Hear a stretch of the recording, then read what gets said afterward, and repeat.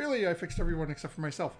Welcome to another Monday Night Here Proficiency Bonus, where yet again our cameras are going because DM fixed everybody but himself. Let's see if we get lucky. That fix me?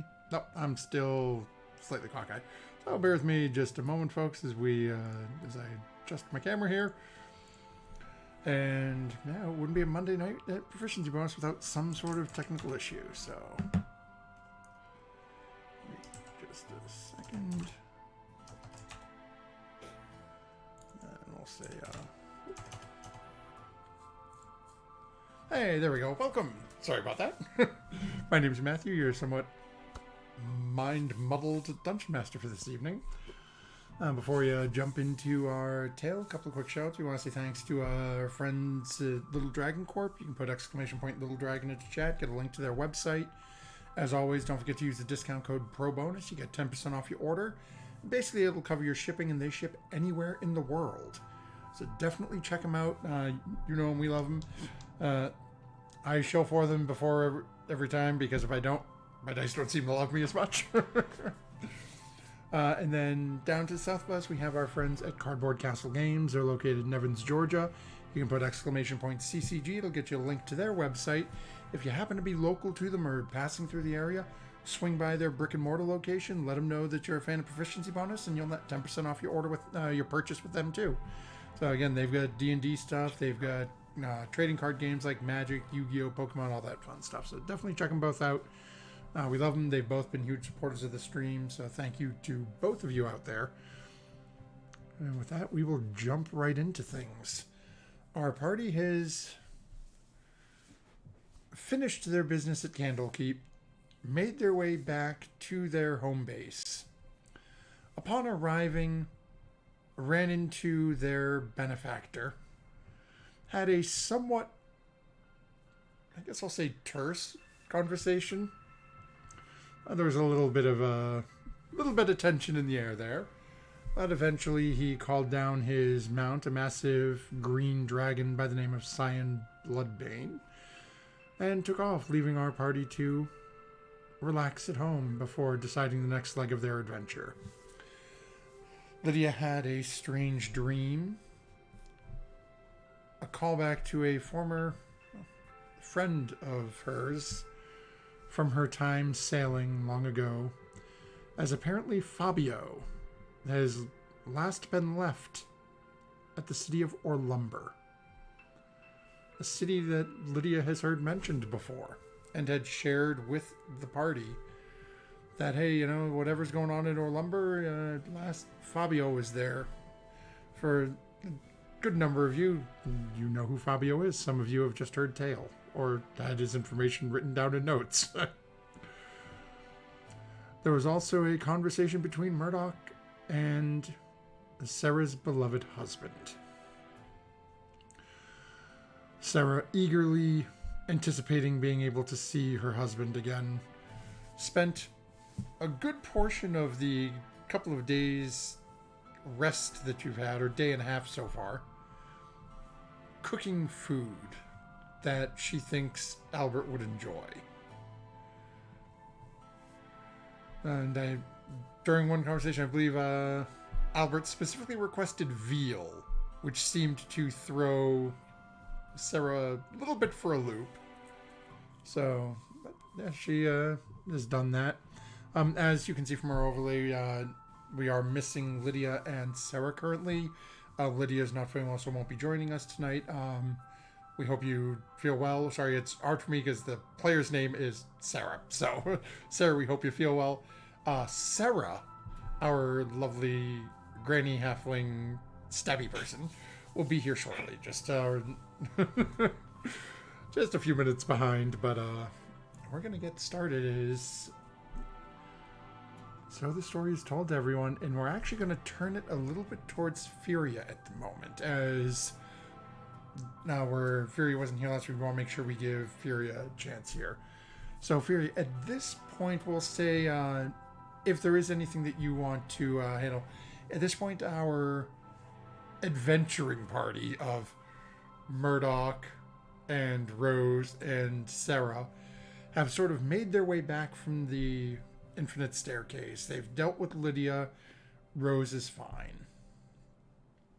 At this point, it's still a little before dinner on that last night before the group of you start back out. Is there anything Fury would want to be doing? Any conversations you'd want to have?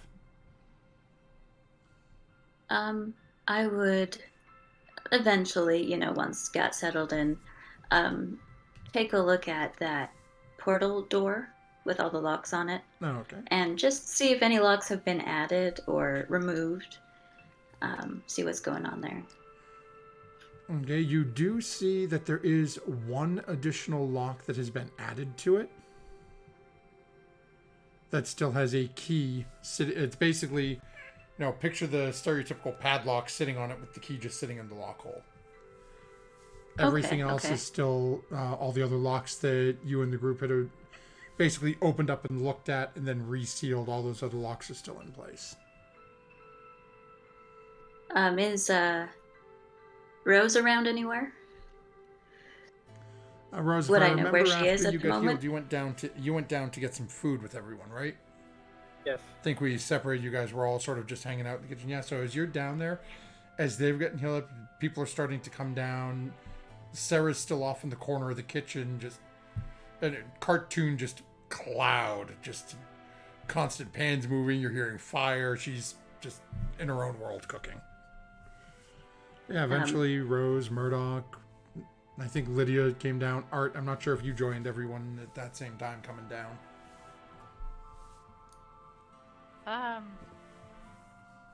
This is after... This is right after, basically, Rose was deafened, Lydia healed, and then people started coming downstairs to eat.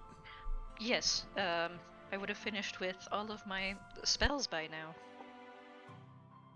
Yeah, so it seems like as you're checking this out, the rest of your group is all starting to come downstairs. Rose, there's something here for you. What is it? Well, so far, there were only, I count on my fingers, 5 locks. Now there's 6, and I think this one is for you. And I pull out the key and give it to her.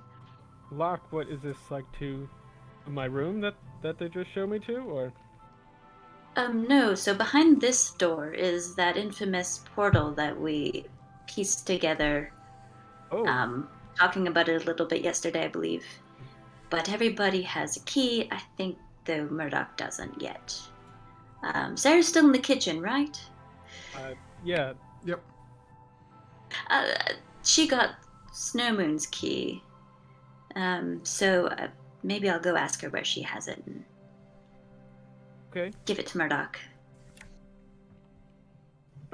Go over, dodging things flying through the air. Yeah, it smells warm. She's making those sweet potato, what are they? Sweet potato croissants, I think she called them, or Bones. scones. That's it. Scones, yeah. So yeah, she's over cooking up a straw and just sort of looks at you and gives a little nod and goes in and pulls out, and she's got 2 keys. The one for the portal door, I think we should maybe give that to Murdoch. A new lock has been added for Rose, so I think it's only fitting that Murdoch should get her own too. I know Sigma's not here. I'm going to say I don't think Sarah would have an issue with that, so she'll just hand it over. So I'll take it. I'll dodge my way back out of the kitchen. And Murdoch, this one was Snowmoon's, but I think it's appropriate it's now yours. Oh. Well, thank you. She'll take it.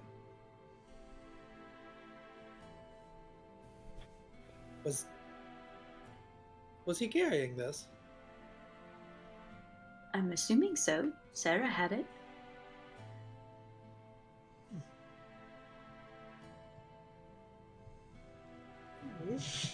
I don't know. I'm just having my tea, dude.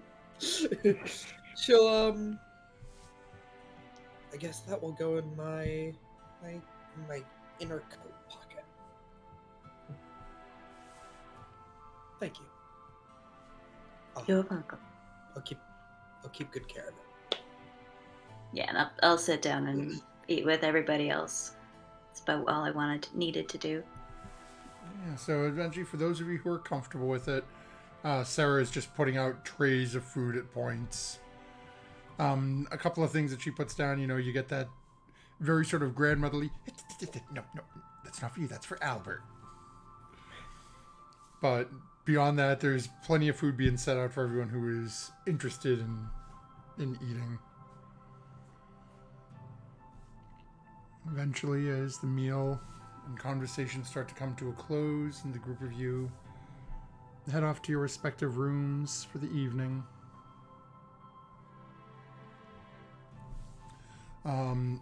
And actually, let me just make sure, because I got a message from the folks here.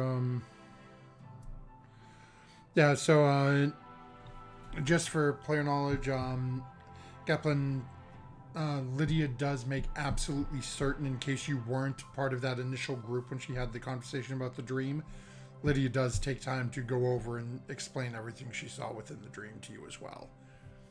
Okay. She wanted to make sure that she called that out because we sort of had just fear on autopilot, so we don't know if you would have been right next to I was probably out chilling with the horses or something. Yeah.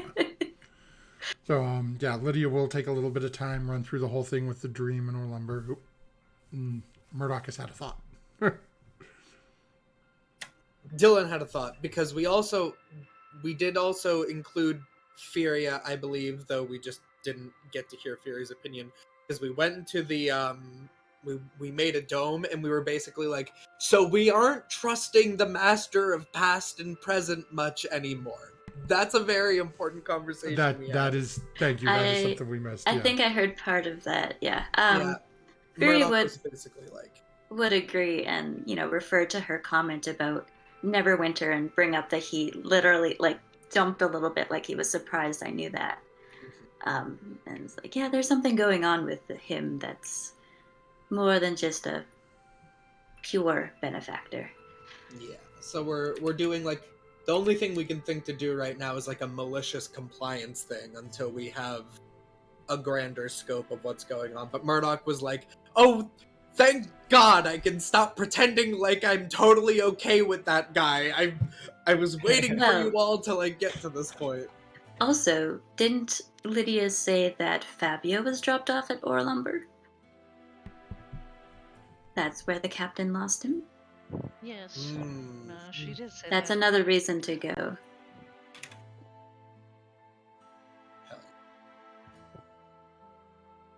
So one way or not, it seems we're fated to go there eventually. Yes. And with Albert being able to meet us halfway, it seems like our course will be clear. Are we going to take our new cart that has been left for us, since we have aforementioned suspicions? As long as we don't talk about anything sensitive, I think it's fine. Besides, We'll the not horses talk are really about nice. Are they? Good. Really sweet. Alright, well, I can never be too sure. Horses. Who knows what they are. I could always They're check it great. out. I spent all evening talking to them. They're fine. Alright. No horse spies. Okay. Well then, seems like I said our course is clear. I'll probably bring some fresh books with me. Load them in my bag, but otherwise I'm all packed and ready to go tomorrow morning, I suppose, when everyone's up. Fine by me. Yeah, sounds good to me. Does anyone, before I go to bed, want me to send any messages to anybody? Is there anyone that they want to check up on? Someone that I've met, so that I can target them with my spell. Artemis, do you want to check up on your mother?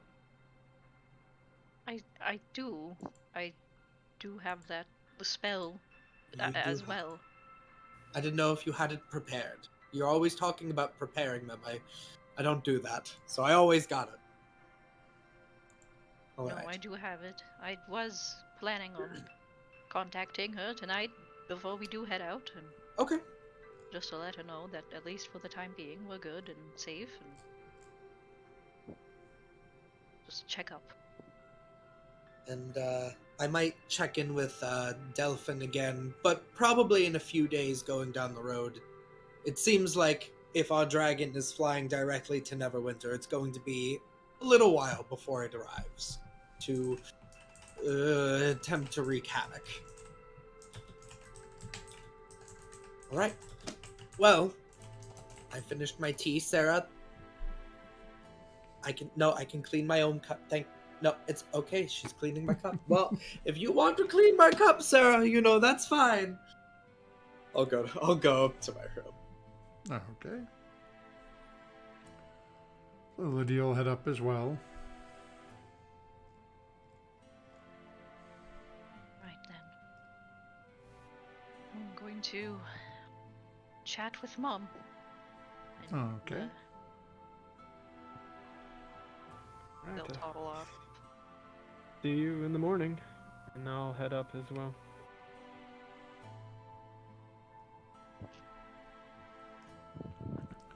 So what are you sending to your mother, Art?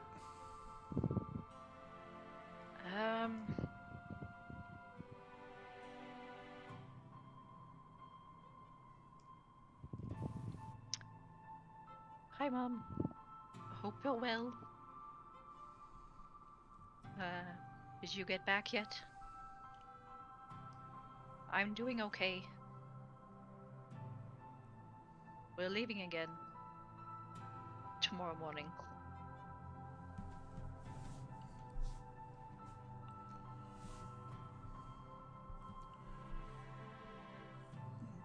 After a few minutes, you do get a response back.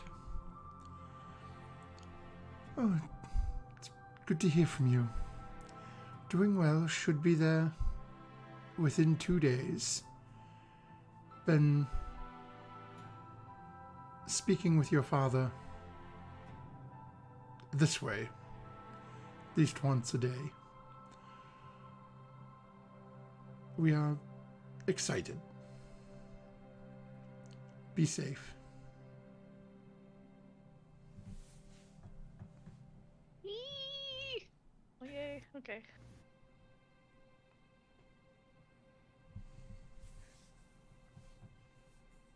Art starts to prepare to send another sending message. Okay. But given the space, I think they think otherwise and instead head to bed. Alrighty then.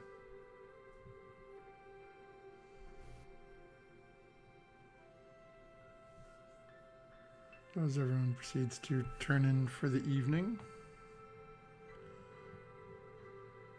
a lot of you all manage to get a good night's rest. Does not seem like anyone is troubled with dreams this evening. As morning arises, you can hear the slight rumble of thunder outside as your eyes are starting to open. It seems like it's going to be a somewhat dreary day for travel. But again, as most of you wake up and start to handle your morning routines, as you open your doors to your rooms, you can hear somebody down cooking up a storm in the kitchen again. And it seems Sarah is getting her last minute meals and treats and everything taken care of. The day is yours.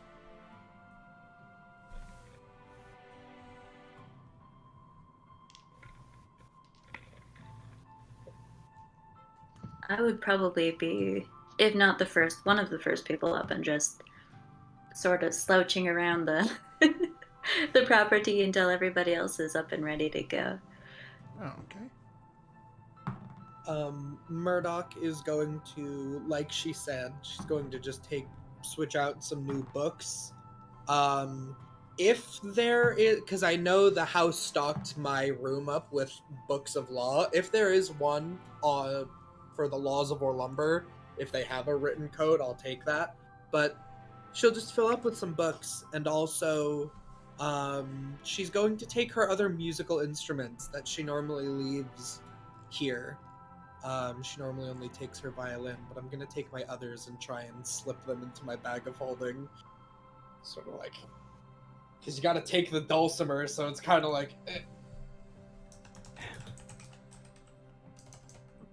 But yeah. Okay. And then I'll be downstairs, and I've got my bag, and I'm ready to go. Okay, Rose, anything you'd be doing first thing as you're getting ready to depart? Yeah, Rose just wakes up and gets dressed and gets her battle axe on her back and heads downstairs and is ready to head out. Okay. And Artemis, anything on your side?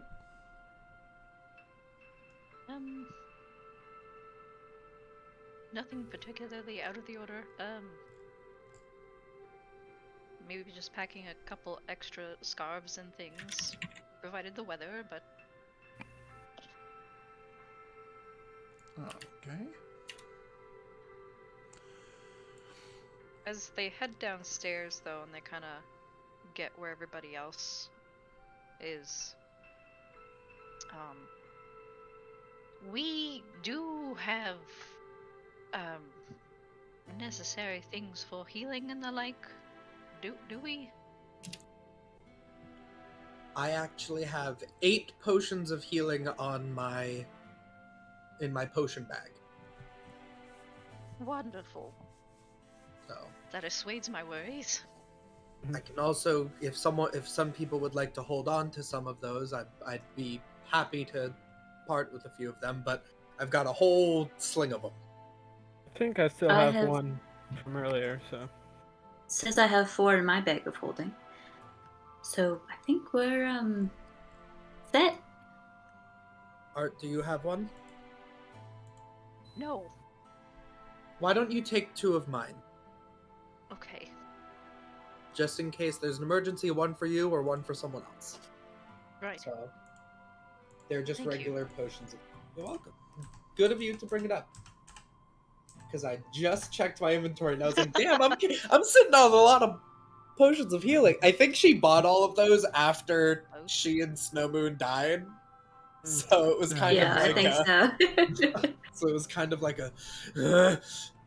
Yeah, I think you cleaned out an entire store. well, because I remember in the fight, like, Sarah kept going down and I couldn't get anyone up because I didn't have any potions on me. So I, like, bought a whole bunch. So I took 2 out of my inventory. You can add 2 into this. Okay. Oh, it's been a while since I added things. Oh, I forgot I had scrolls, too. I have some fun stuff. Okay.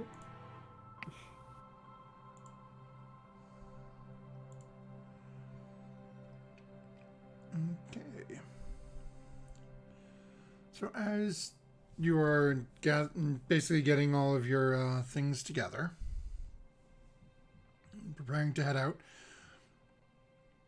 there are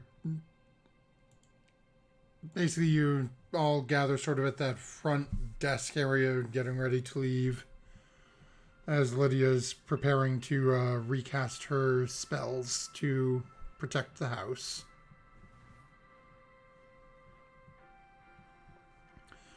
And Lydia just sort of calls everyone's attention for a moment to the map within the house to point out where Orlumber is based on the map.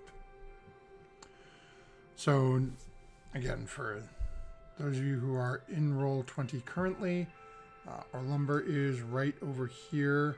Oop, that is not my shift pingy thingy. So it is right. Oop, why are you not shift pinging now?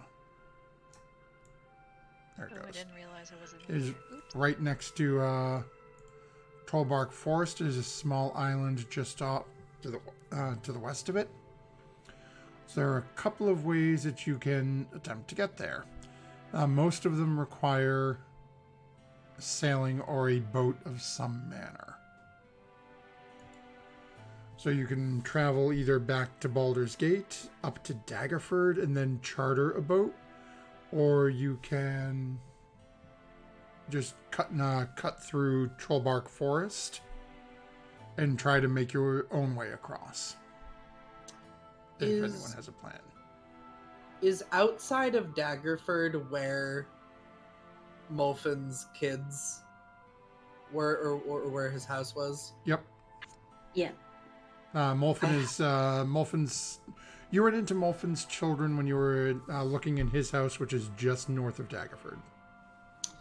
I did want, because that's like one of those things that like, remember that monster just got like psychic killed?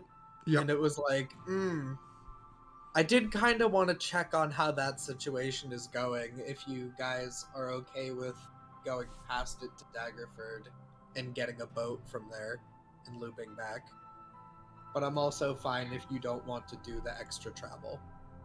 Well, if we're taking our horses and carriage, leaving them in Daggerford would be better than leaving them on the edge of the forest and swimming or walking across.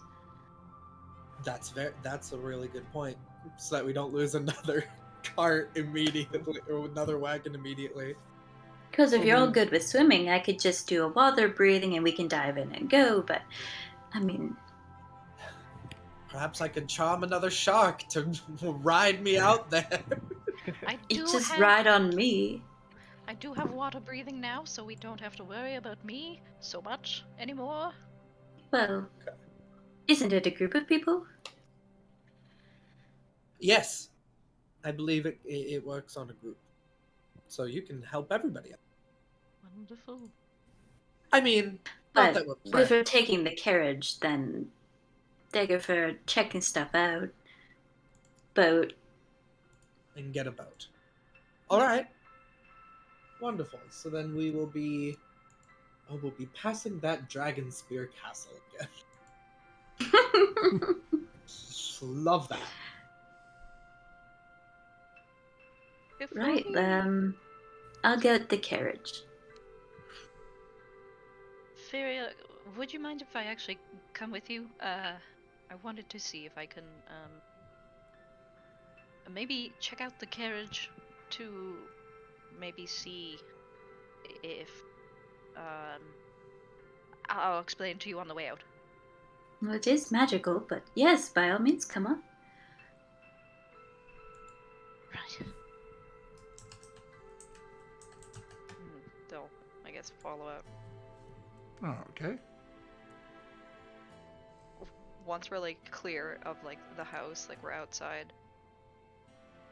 So I know it's magical and stuff like that, but I kind of want to just like see if I can figure out if there's something to the degree of our lovely benefactor or watching us or keeping tabs on us, because I would hate to engage in other conversations and then him figuring out anything. That's a good idea. You should also check out those keys everybody is carrying. I just sort of thought of that when I was falling asleep last night. Oh, that is a good idea too. Okay, right then. And So I'll slowly start, attaching horses and walking the carriage out I guess as part Art does her is- thing. Yeah, I suppose, would it be detect magic or? That's what I would suppose so. use. Yeah. So it really depends on what exactly you're trying to do. So detect magic will basically turn your eyeballs into a magic detector. Everything you look at that's magic is just going to be glowing, and it'll show you what school of magic is enchanting said object or effect. Okay. Yeah, I will use that. Okay. Be So- be wary though. If you're doing that, it is a magical cart with a magical driver, so just be careful you're not blinded. Yes, right. So as you cast it, the actual carriage, it's the physical carriage, the wooden structure does not appear to be magical in any respect. As Fury did mention, though, the driver itself does give off a very strong magical essence, and I believe it is. Give me a second here. I want to say it is conjuration.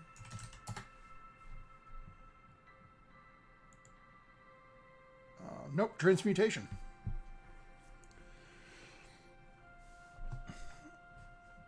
As you're looking around, though, beyond the driver itself, you're not seeing anything else as glowing magical on the carriage, or on or around the carriage, horses included.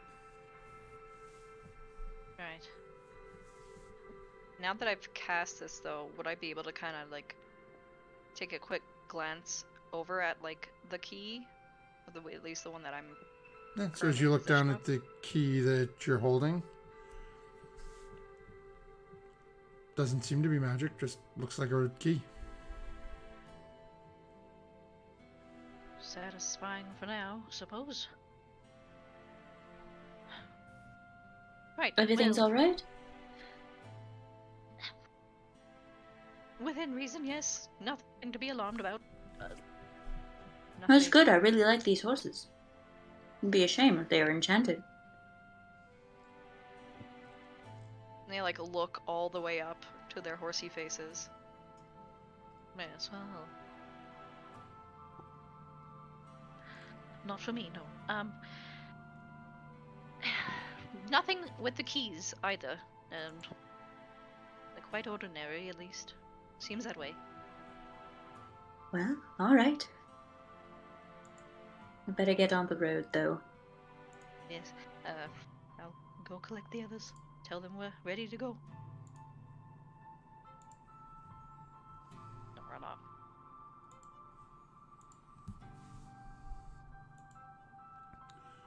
Okay, so eventually the rest of you are advised that Fury and Art seem to have everything ready to go. Lydia lets everyone know that she has finished casting the spells. Has it set that the 6 of you are the permitted entrance into the building. And so there is no passcode or anything to speak. It's just if anyone beyond the 6 of you attempts to cross the threshold, it's going to go off.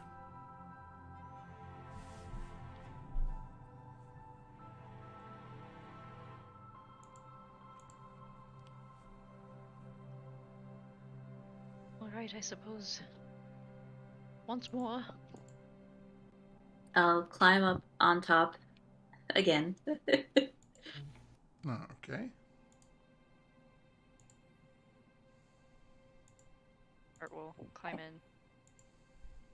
in. And once everybody's inside, as I'm assuming everybody is coming, I will direct the driver to head to Daggerford. Okay. So eventually, as all of you sort of pile in, the Furia gives the instructions, and a couple of quick snaps of the reins, and you are on your way. So, as you are traveling along, anything anyone would be doing throughout the travels? If it starts raining at any point, I would like to turn into a raven or a crow. So and just it's already hang on. sprinkling by the time that you guys are getting in there.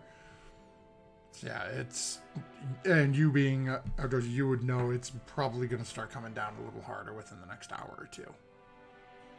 So yeah, something like that, so I can hold on with my feet quite well, but still not get completely soaked Oh, as a okay. Furia. Yeah, easy enough to do. Anyone else? Anything anyone inside would be doing along the journey?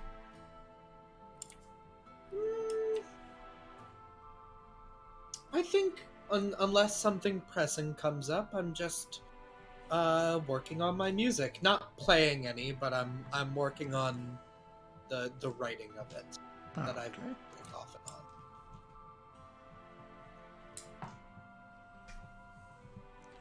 Art, Rose, anything from either of you?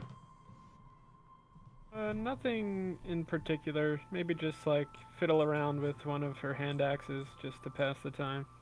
Oh, okay.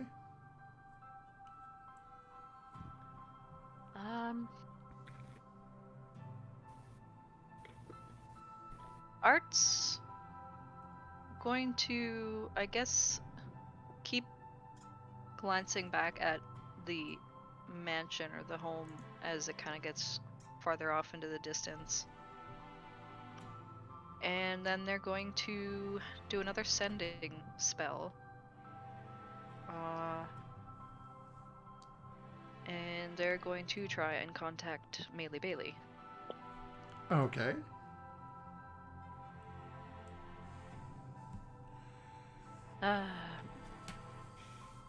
It's been a while. And I know you are cryptic. Is there anything you know about what's happening in Olumba?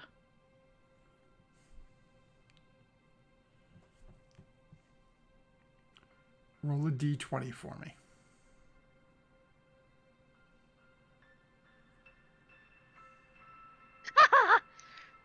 That's a 5. Okay, it's not a 1. That's the Okay. important part. Okay. Where are you chilling at right now, Melee Bailey? Not on the material plane. So a few minutes goes by, and you do get a response. Not that long. There was the dream. And yes, someone is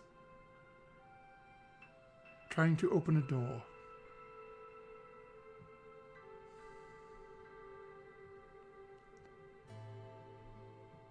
He's a rather new addition to the area, though. Someone left him there.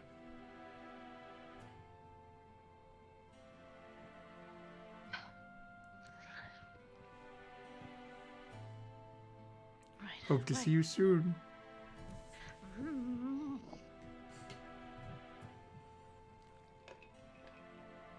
Arts huffs and a little terse, and they just open their notebook and kind of scroll some things down and let out a big sigh and kind of just look and watch the passing scenery for a bit. Okay.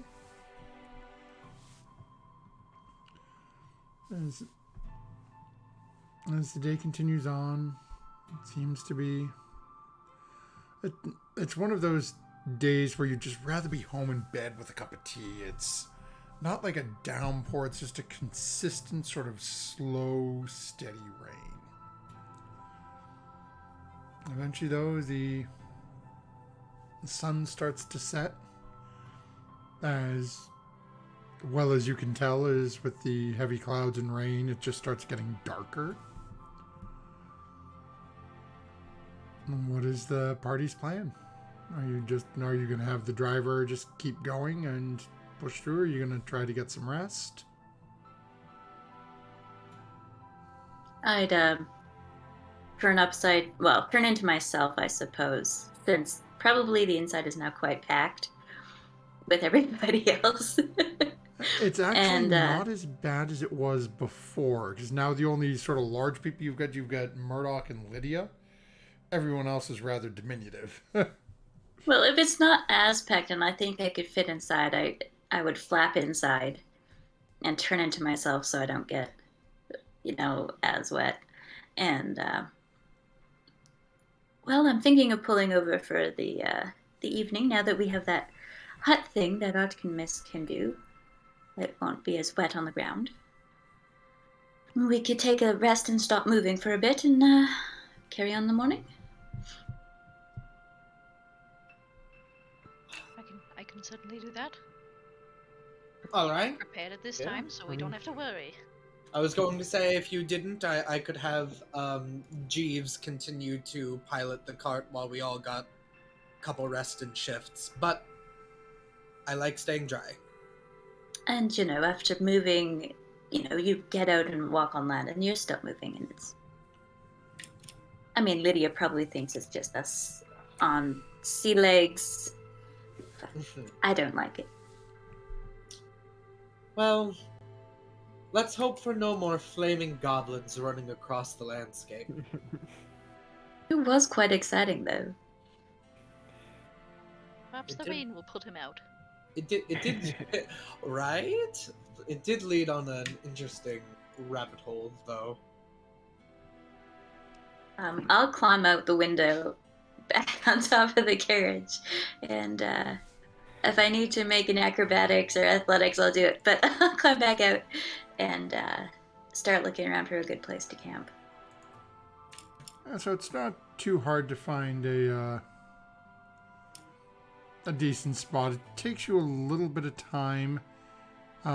More so trying to find something with a little bit of cover so the ground isn't quite as moist when you first start out, because it has been raining most of the day, but eventually you do find a spot to set up camp. Artemis, do you have your tiny hut prepared, or do you need to ritual cast it? I do have it prepared. Oh, okay. There you go. I thought as much. I was like, we're traveling. Okay, let's go. Yep, Yay! so it'll only Yes. take you a minute, so you'll barely notice the water at that point. So I'll pull over the carriage off the road we're on. Maybe if there's a convenient tree, I'll go for that. Yeah, easy enough to find something to sort of pull over to the side, get a little bit of cover for you, and Artemis casts their spell. A minute later, you are all as comfortably as can be covered within the tiny hut of your gnomish wizard. Huzzah. As the evening is preparing, who are taking watches this evening? I'll take a watch. Okay, Take a Lydia watch. will volunteer to take first watch, as she does not have dark vision. I'll take second or third. Okay. And I could take second or third, whatever Furia doesn't take. Oh, All right, I'll take 3. Okay. So Fury's got 3. That gives Rose 2. Arda Murdoch, you want third, or do you want me to give it to Sarah? I mean fourth, or do you want me to give it to Sarah? I can do one. Okay, so that leaves Art with fourth. So go ahead for the 4 of you. Oh, actually, you got to roll for Lydia because I'm the one who has a character sheet. So if the 3 of you can go ahead and make a perception check for me.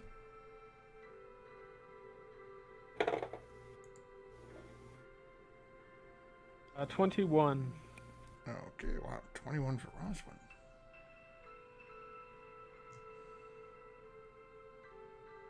– 19 for Furia. Okay. Oh, is that just rolling? 14.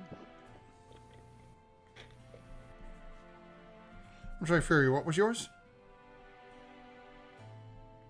19. 19. Oh, okay, wow. Everyone did well.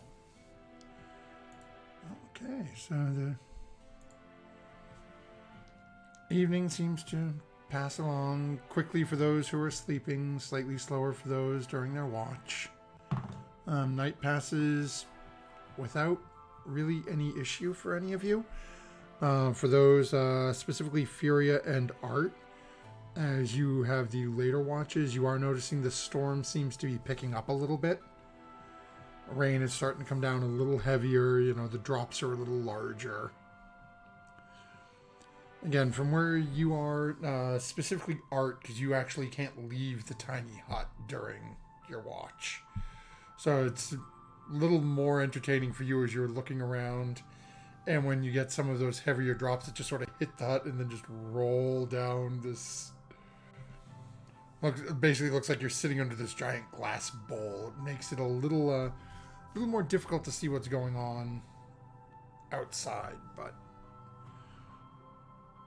Beyond the weather, you're not hearing anything, you don't see anything, and eventually the sky starts to brighten as morning breaks.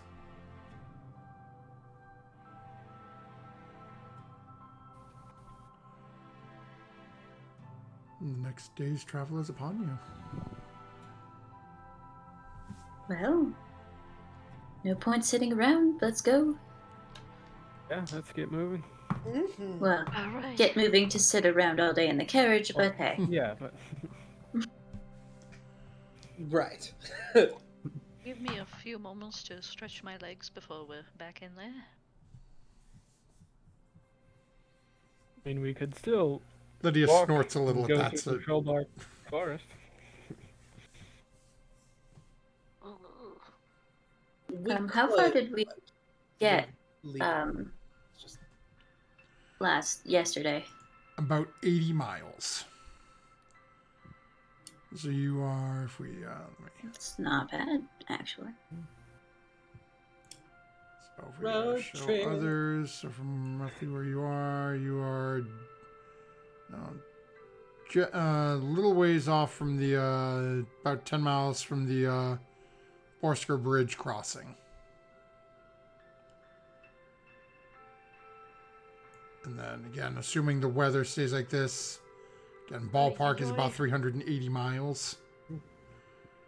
So you're looking at probably about another 4.5 days travel to get to Daggerford. If the weather clears, you may be able to make a little better. This carriage that you've been given may be able to make a little better time, but.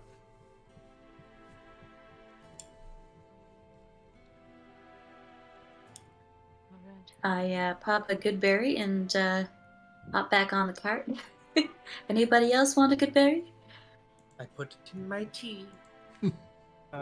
Yeah, I'll take You one. gotta eat it, not drink it.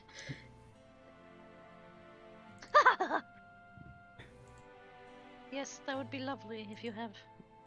Yeah, something to spare. I get 8, I believe. So I hand them out to everybody that wants one. Put the rest in my pocket. And the horses. Okay. You know me, always thinking about how the animals also eat.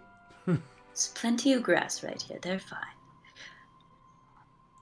True, we're not in a frozen wasteland. That is Animals true. can actually graze. So yeah, once everybody's loaded up, I'll once again direct the driver to drive us towards Daggerford. Oh, okay.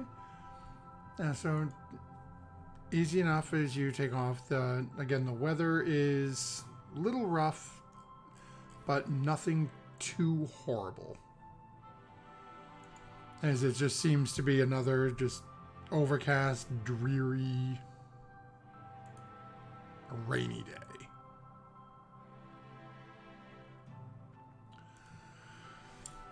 As you continue on, the day seems to roll fairly smoothly for most of you. Do me a favor. I'm going to ask Para, roll another d20 for me.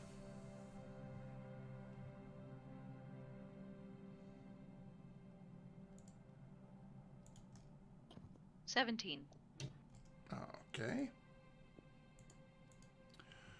So you notice Sarah gets a little bit of a funny look on her face for a second.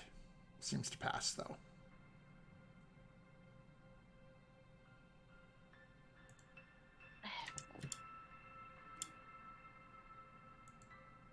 Sarah, are you alright? Do you need us to stop? I just had it was a weird feeling for a moment, but it's gone. I'm fine. I was just thinking about Albert.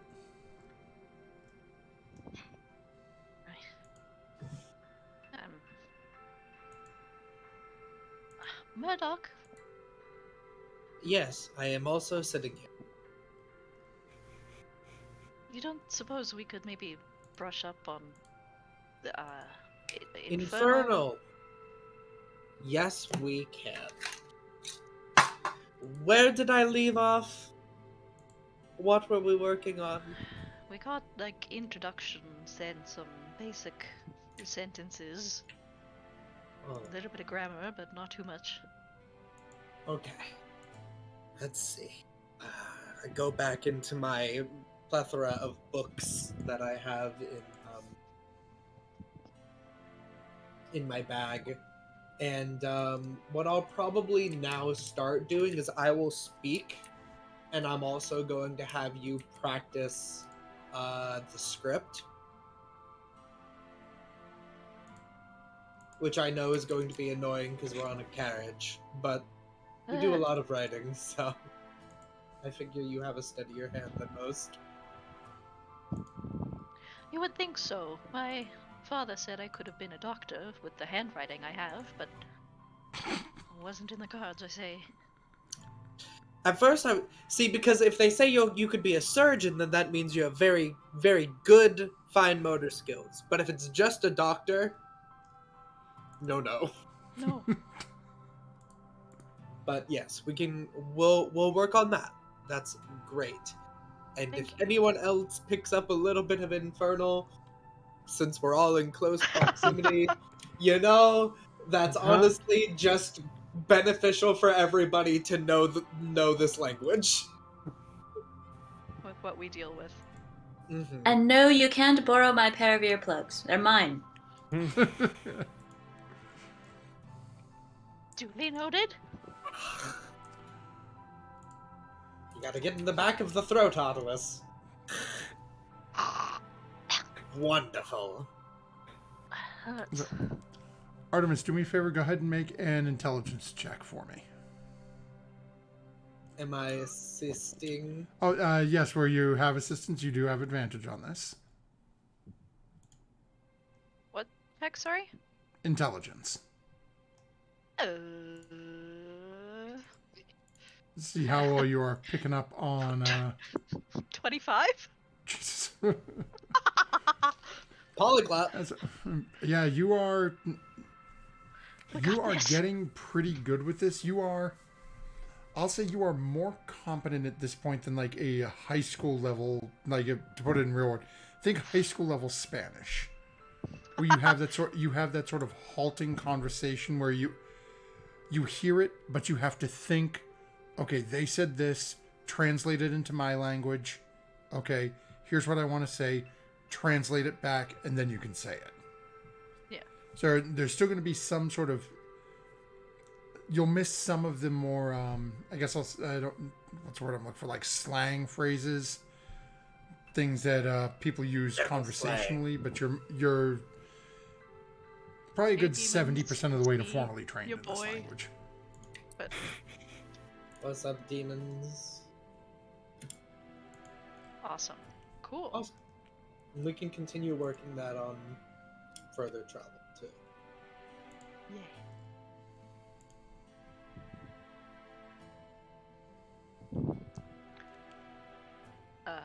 Sarah's Anything here, anyone else just, would be doing during this time? Logging on. Grandma's logging on. Somebody got grandma a computer. Wonderful. What does this button do? No, I have nothing else. To actually answer your question, no, I have nothing else that I need to do besides help. Okay.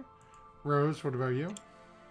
Yeah, nothing in particular. Again, just kind of like running her finger along the blade of her hand axe, just kind of. Oh, okay. Furia, anything on your side? I'll probably turn into a bird for a good part of the journey again to help avoid getting wet on the outside of the cart. But other than that, I'll Oh, okay. just keep a lookout.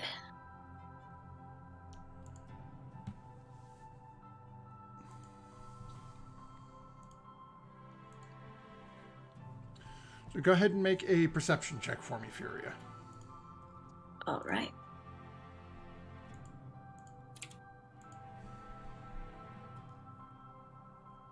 Same as last time. 19. Oh, okay. So seems to be a as pleasant as this rainy day can be on your journey. Yeah, eventually the day seems to pass without any real issue. And again, it comes to the point where the evening is starting to draw to a close, or the day is starting to draw to a close as you've gotten a little further along, and it becomes time to set up camp for the evening should you choose to. I would probably start looking out for a place to camp, just Okay. assuming we're doing the same thing as last evening. And easy enough to find a spot to stop. Eventually, you manage to find a decent spot, pull over, and folks start to get pulled together. Artemis, would you be casting your tiny hut again? Yes. Okay. Did you say what the weather was like? Yeah, it's still rainy. Okay. It's like yesterday was sort of that, if you think of like a just consistent, somewhat light rain, today has been more of a slightly on and off, but a much like the bigger, just the heavier raindrops when it was falling. So it wasn't quite as consistent, but was still raining the majority of the day. Okay. Yeah, I will cast that. Okay. Makes it a lot harder to light fires in the rain. Just a little bit. I mean, I have fireball, but that might be a little bit much. Yes, just a little bit.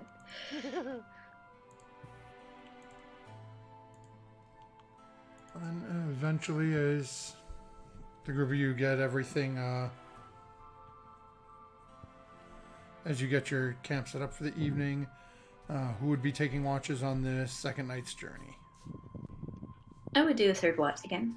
Okay, so we have Fury on third watch again. Lydia will volunteer to take first again. Yeah, I could take second or fourth. Doesn't matter. Okay. Anyone else? I could do one. I could, or help with someone. It's up to you. We've got you and Rosewind volunteering. Who wants what? We've got second and fourth open. I can do second. Okay, so there's Rose with Take fourth. fourth. Need a perception check from the three of you then. Lydia is on point tonight. 23 for Lydia's check. Thanks, 16. Murdoch. 5. What was yours, Rose? 16. And Furia? 24. Okay. That's why sometimes I just don't offer. Okay. At least you're awake. I mean, Yeah, you may not know it's coming till it's there, but hey, you're still awake.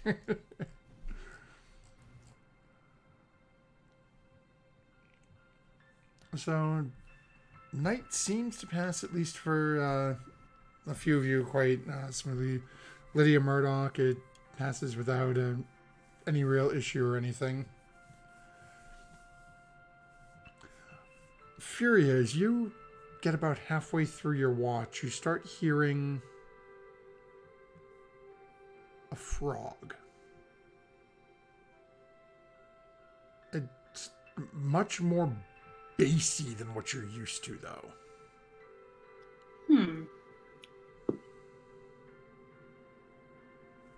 Can I locate where it's coming from?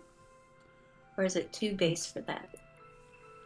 As you're trying to look around, you do eventually see, and with the rain, it's sort of difficult to make out exactly what you're seeing, but you see a rather large shape, probably about 50, 60 feet away, jump generally towards you. Seems to be coming from the north. A couple of seconds goes by, another croak, and then another jump.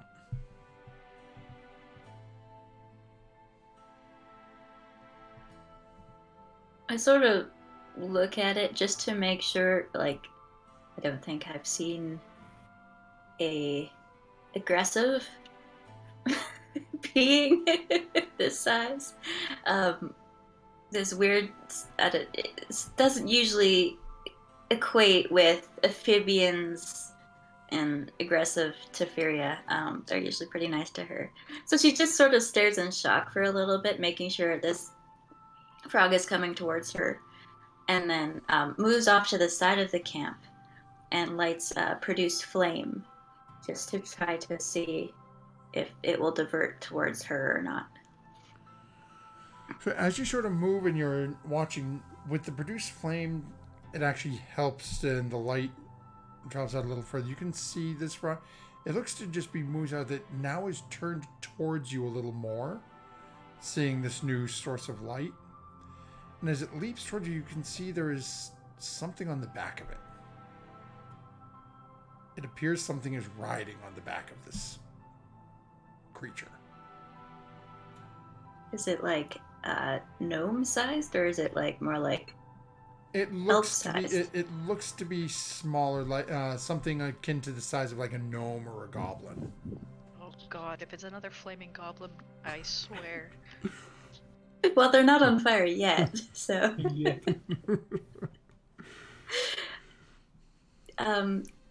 Is this the? I look around.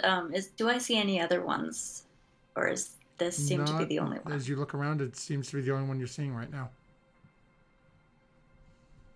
I'll raise the flame higher and sort of shout out, "Hi!" Like, just see if they answer back.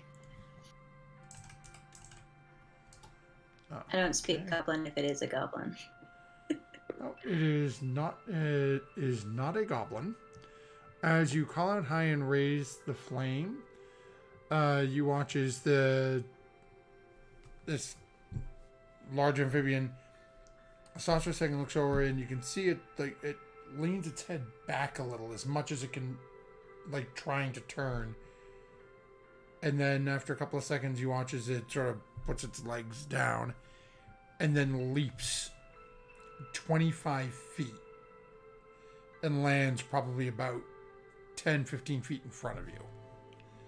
And you can see, clinging to the back of it, in a very, very crude sort of saddle, is a small, red, what looks to be frog-like humanoid.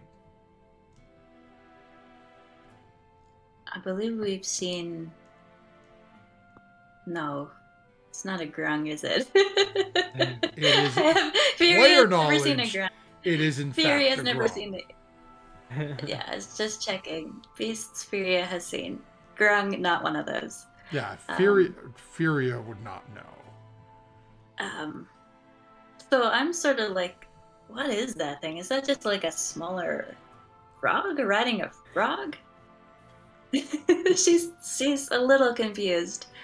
And we'll just sort of experimentally put the flame up again and say, "Hi."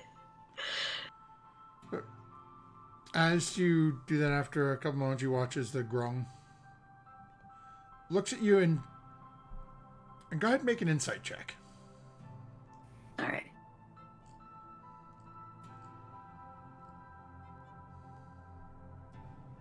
7. It's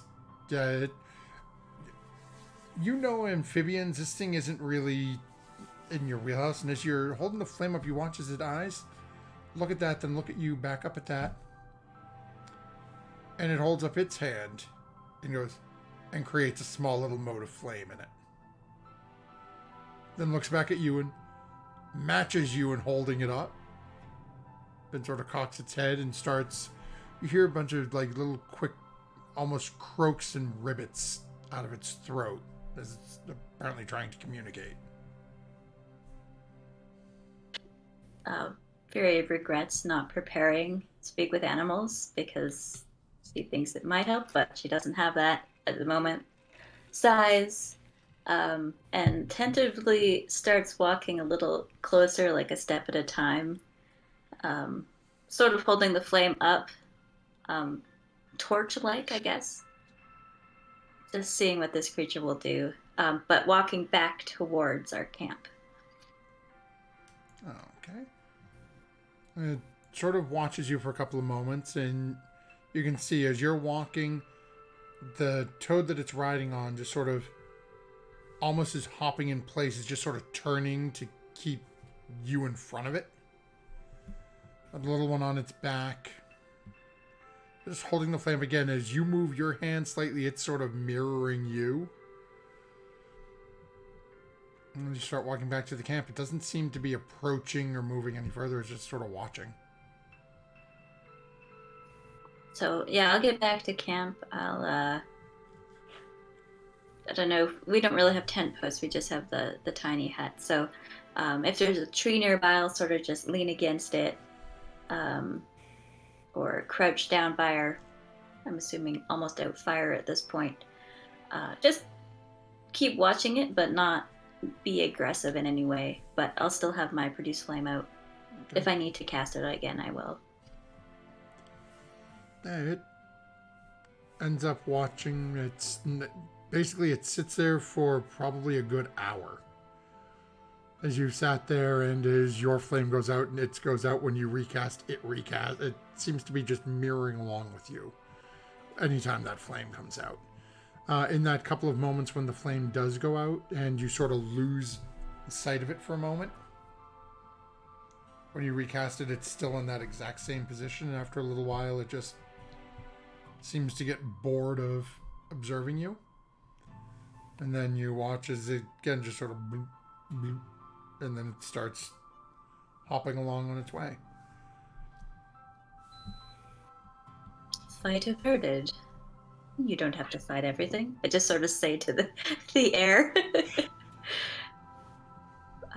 But I will tell whoever's next in watch that it's a large amphibian rode by another smaller one.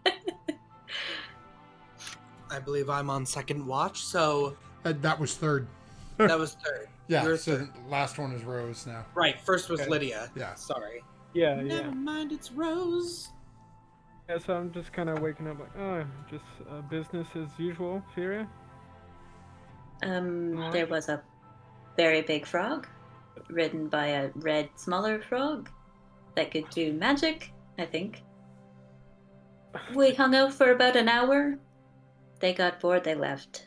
I mean, you didn't say anything? I mean, you can usually talk with animals sometimes. I don't have that spell at the moment, but it seemed to try to ribbit at me, but it seemed a little more intelligent than your average beast. I mean, it didn't... But it hung out.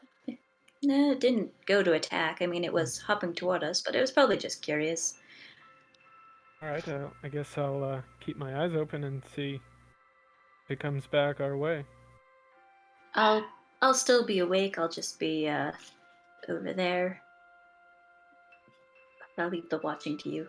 Okay. Over there being in the hut.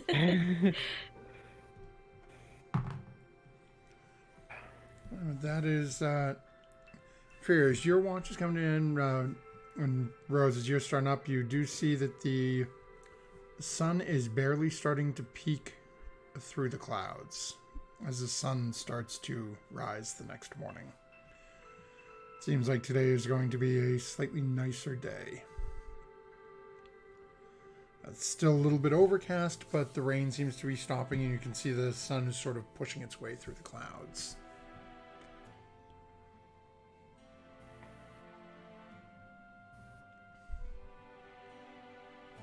The group gathers together, has their breakfast, and proceeds to head out for the day's travel.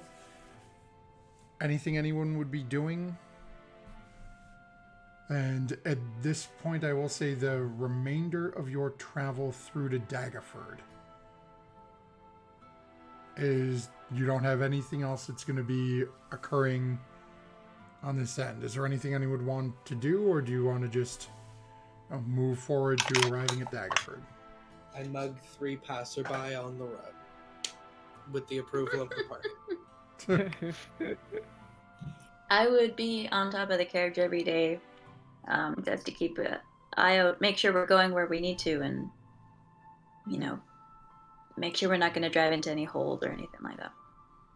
Oh, okay. I'll keep working on Infernal with Arts. Oh, okay. Yeah, Rose, anything you'd be doing? Yeah, I guess since it sounds like we are not going to encounter that amphibian individual again. Yeah, no, he was coming from the north heading south. It was just passing by. Okay, because I do have, I can cast Speak with Animals as a ritual, but if I don't see it again, I I wouldn't. forgot that you Can, yes.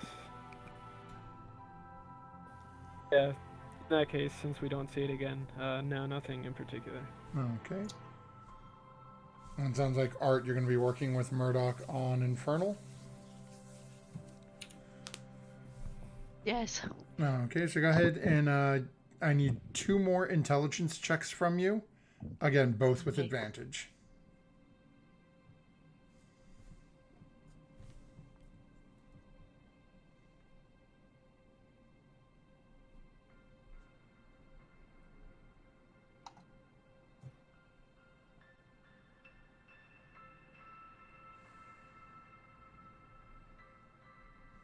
Wow, horrible.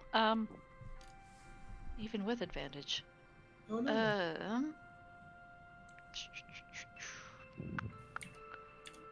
Oh, well, never mind. My intelligence modifier is ridiculous. So we have 16 and then 11.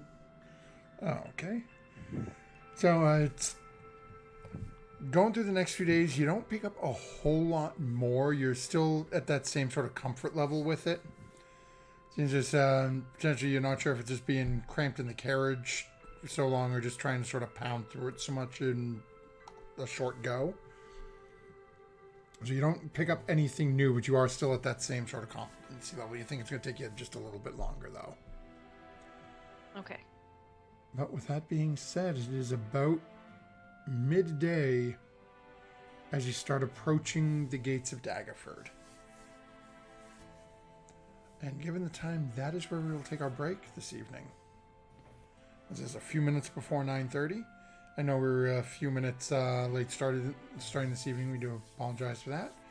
We'll be back in just a few moments to see what is going on with our party as they have made the decision they are traveling to Orlumber from their base via Daggerford. So it's a little bit of a hook for them, but they decided the carriage was safer in Daggerford, and Murdoch had something they wanted to check out. So we'll be back in just a couple of moments. Wanted to give a quick shout and say hello to This Is Orkward, hanging out in Twitch chat with us.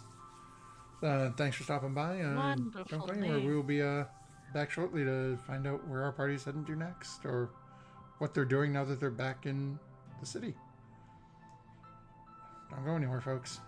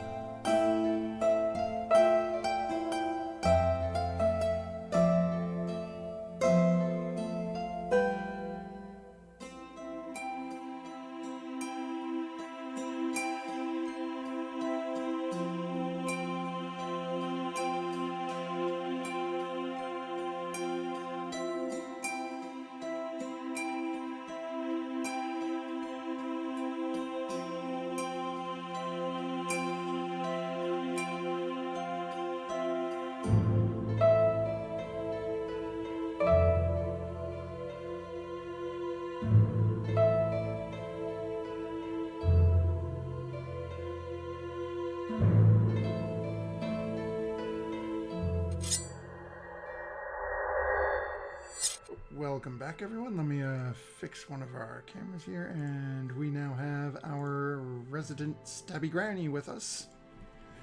And a quick shout out to our chat. Fuck you, JJ. Yes, I remember your name. Just was calling out that chat in there because people may not know This Is Awkward is JJ. So, those who don't know, JJ, formerly Gizzard the Lizard Wizard from Tomb of Annihilation. So if you remember an old lizard folk that used to talk like this, and he wanted to eat all the peoples. This is awkward. So with that being said, we will jump right back in as our current party is currently just entering Daggerford. As they are making their way back towards Orlumber, once they manage to get arrange for range passage on a ship to get there. No, that's not what I want. Where's my player flag? There we go. Drag our players over to the Daggerford map for those of you who are in Roll20. So as you guys are approaching from the south,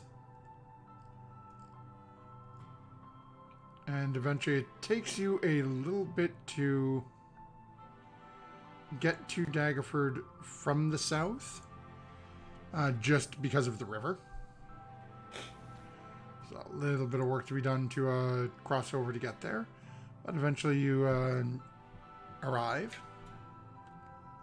And what is your plan? What's the plan of attack? I would direct the carriage to... I believe we put the carriage in some stables last time we were here. Yep. After we were gifted it the first time. So that would be my first stop as the secondary carriage driver. Okay. Yep. Easy enough, and if I remember, I believe it was 30. Nope, that's a shipbuilders. I don't recall where it was. It may have actually been, I think it was next to the Silver Flood Inn, because they didn't have their own separate one. Yeah, so you guys had stayed the last time at the Silver Flood Inn, which was over here on Water Street. Why is it always on my measuring thingy?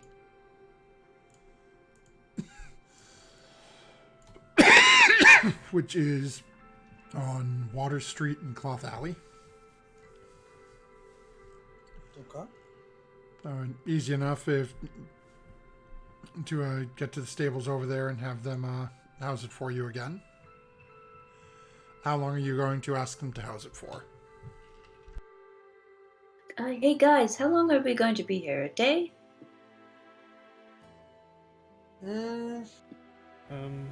2 days? Yeah, maybe 2. I mean, in case we run into something once we get to Orlumber. Yeah. Well, actually, how long is the ship down? Oh, right, we're leaving it here. Yeah, we have to go down and I come forgot. I forgot we're not taking it out. Ah. Might actually have to be closer to like a 10-day just to be safe. I'll hop off the carriage and go into the stables before I even off this one. We can't drive and ask this first person I see, how long does the ferry take to get from here to Orlumber?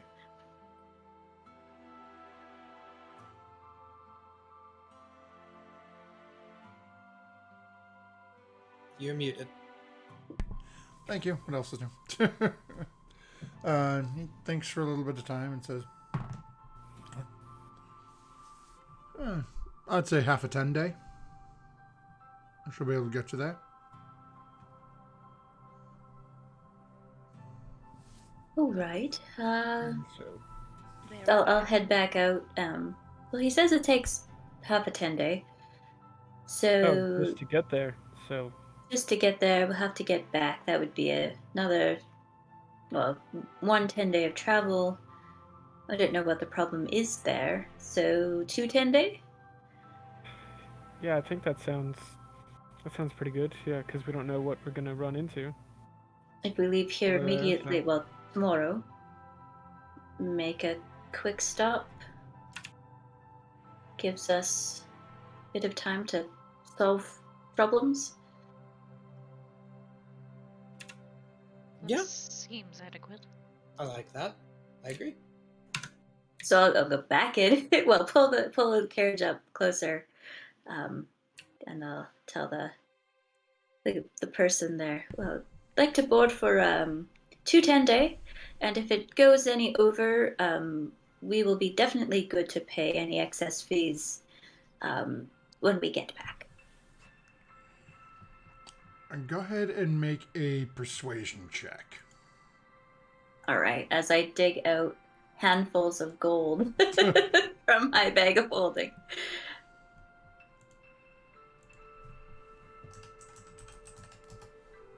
So 16. Okay.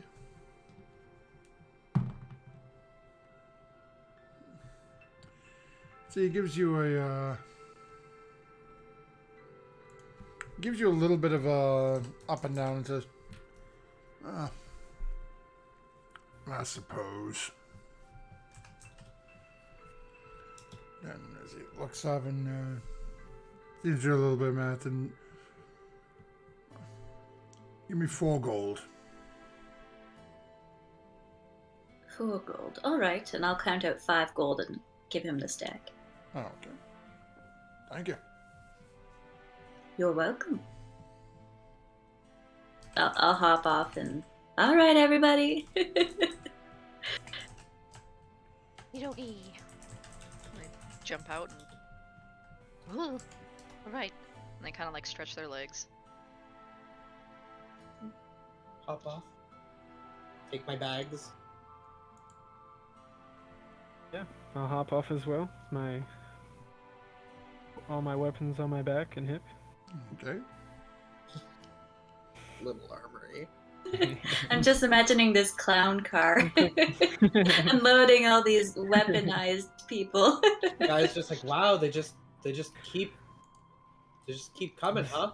I said all your weapons. Next time we have to get out by height, so it gets really weird. We just keep getting taller.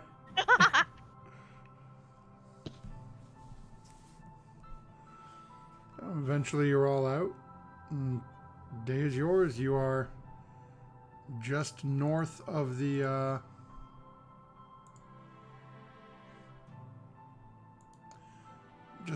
drill field currently. What would you be doing? Well, we should go book a room at the inn. Or rooms. Looking at the large group. Yep.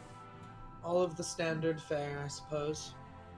Do you want to go visit that house that you were thinking of visiting today or early tomorrow?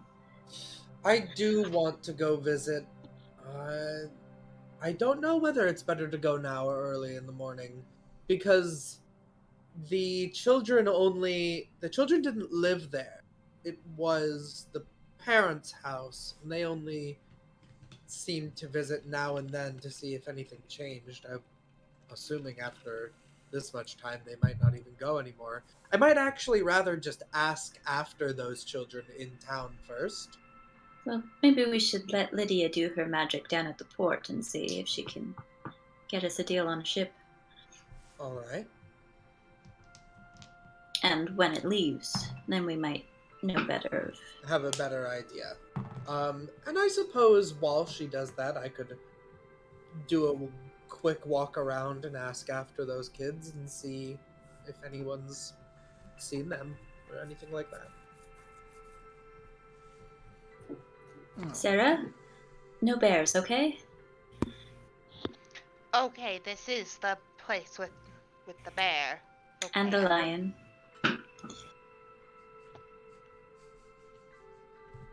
No bears. No, just no animals. Leave the animals to me, okay?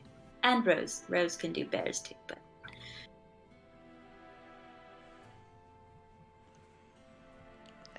As long as you don't go stealing corpses again. I know that wasn't enjoyable. thing looking back. I probably won't do that again. I forgot about that. We've all done things we're not proud of. Some more than others. Probably. The concert was great, though. Excellent concert. Lydia does disappear for a while, and eventually lets the party know that she is able to arrange for travel to Orlumber. It leaves at midday tomorrow. I'm gonna go over to Lydia, pat her hand. You don't get to steal corpses either. Is Alexandra okay, Granny? We gave it back. Well, we put it back. And for all the mischief that you yourself get into, Sarah. Mine never involved corpses that I didn't cause. That's stipulation. You created a lot of corpses, however. I mean, we all have, technically. Anyway, let's go to that inn and get a couple of rooms. Okay, so Fury is People going passing to... by like, ugh. So Fury is heading in to arrange to get rooms for everybody. Easily done. Are you going to the same place you went to before, the Silver Flood, next to the Yeah, stables? I think so. Oh, okay. Easy enough. They charge you a couple of silver per room. I'll probably get 5 rooms, not 6, because of our don't leave the wizard alone. But whoever's in wizard's room is up to everybody else later. Yeah. So as you're doing that, Murdoch, you said you were going to start like wandering around town to see if you could find anything on those kids? Yeah, just sort of asking after, like, do you know about the woman that lived just a little bit outside of town? Her children used to come visit. A gnomish family, I believe. Are they still around? Have they... Whatever happened? Go ahead and make an investigation check. Oof.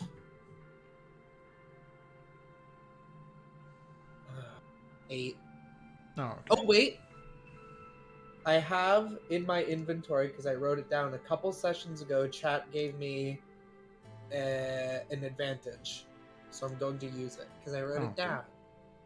So I'm going to see if I can make that a little bit better. Thank you, chat. Okay, so 15. Oh, okay. And there we go. You actually do find someone who can speak with you a little bit. They are located on... They're actually out in front on... Let me find my little thing here.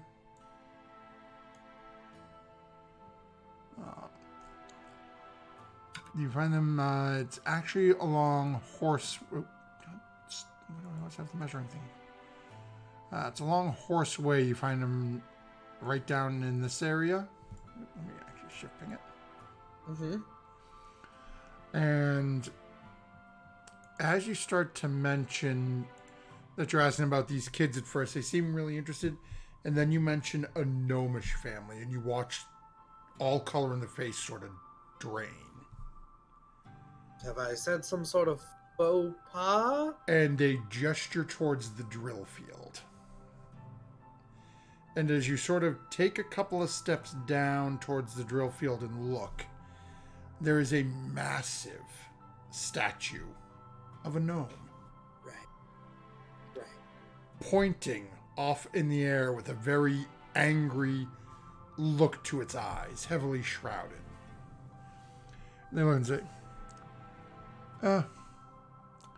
I know the family you speak of. She still lives to the north of here. If you're asking about her kids, you should go talk to her.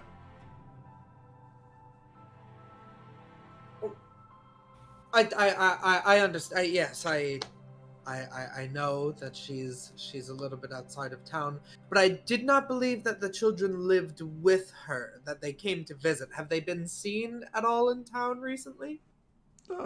not recently. Been at least a month or two. Where are they from? I figured that they lived in town and that they went to visit. Are they from? I'm really not sure. They don't. She barely even comes into town at this point. Arranges to have her. Only comes in when she really needs supplies. All right. Husband's a bit of a eyesore around here. That's her husband. Yep. Well, that's the biggest gnome I've ever seen. He got into a little bit of a thing here and decided to. But at least best is that old wizard in the tower told us. He decided to try to injure some folk down here, and it blew up in his face and made this giant statue that for an entire day was just screaming out, cursing his name of how evil he was, and telling people to go find him right where he was standing. He was trying to hurt some people in town? Well, that's what Delphin told us. All we know is the guard was standing here doing their drills, and all of a sudden this statue pops up in the middle of them, screaming about how this gnome is the worst of villains since Vecna. That is quite a tall accusation for, once again, normally a very small man. His wife doesn't seem half bad, so... Yes, well, women apparently can fall for horrible men all the time. Where is it that the statue said that he finds himself? Oh god, it was calling out every step that he took. But it doesn't anymore? No, it only did for, I think it was a day or two. Made for an interesting night that first evening with that thing screaming top of its lungs. Oh, he's in water deep now.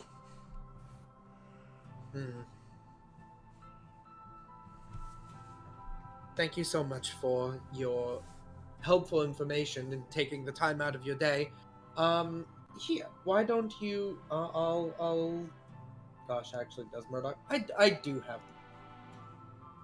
I'll give him a gold piece, and I'll say, why don't you get yourself some drinks? Thank you so much for taking the time. I think he gives a little bite and seems to have a little pep and step, starts heading towards the market.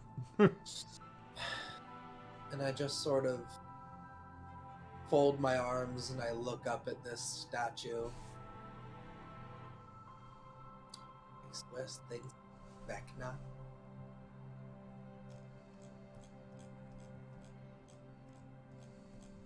I've never even heard of you.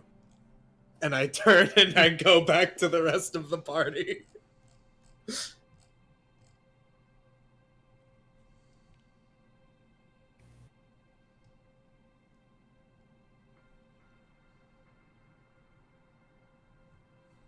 So, Murdoch, did that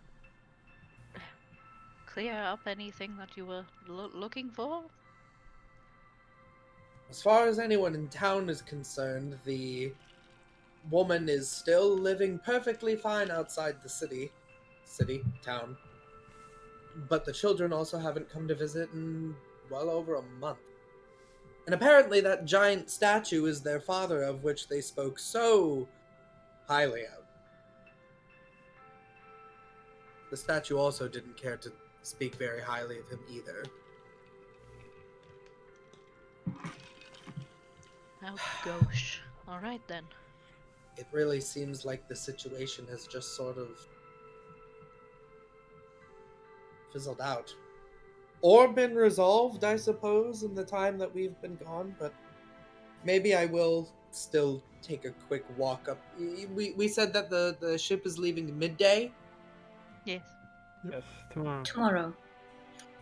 Well, I wouldn't impose everyone to come, but I might want to go take a quick trek back up to that house in the morning before the ship goes. I wouldn't want to go alone, considering the last time that we went there was a monster, and it did get killed with psychic powers. But I could join if you're looking for someone to accompany you. I will admit, you make me feel very comfortable and safe. with all of those weapons that you have strapped to you at any given moment. Well, I think it's probably wise that we all go. Okay. Stick together.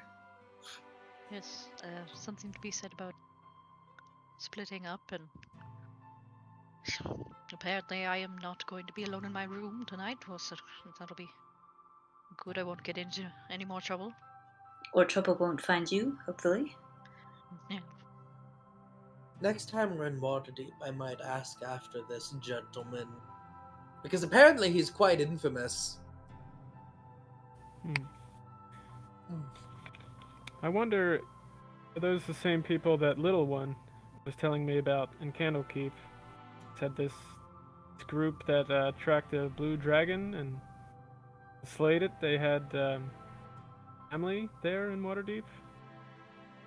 Well, a lot of people do have family in Waterdeep, but the people in that story sounded like a right good group of folks that actually were making everyone's lives better, and I've only heard that this gentleman made everyone's life worse.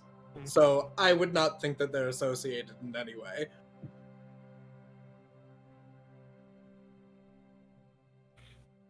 But who knows? It's a big world. Apparently Delphin might know a little bit more, so I might flip a message as well. Well, if we're not going today, I think I'm going to go throw a rock at some trees and maybe eat some dinner and return in. I don't really have anything else I want to do.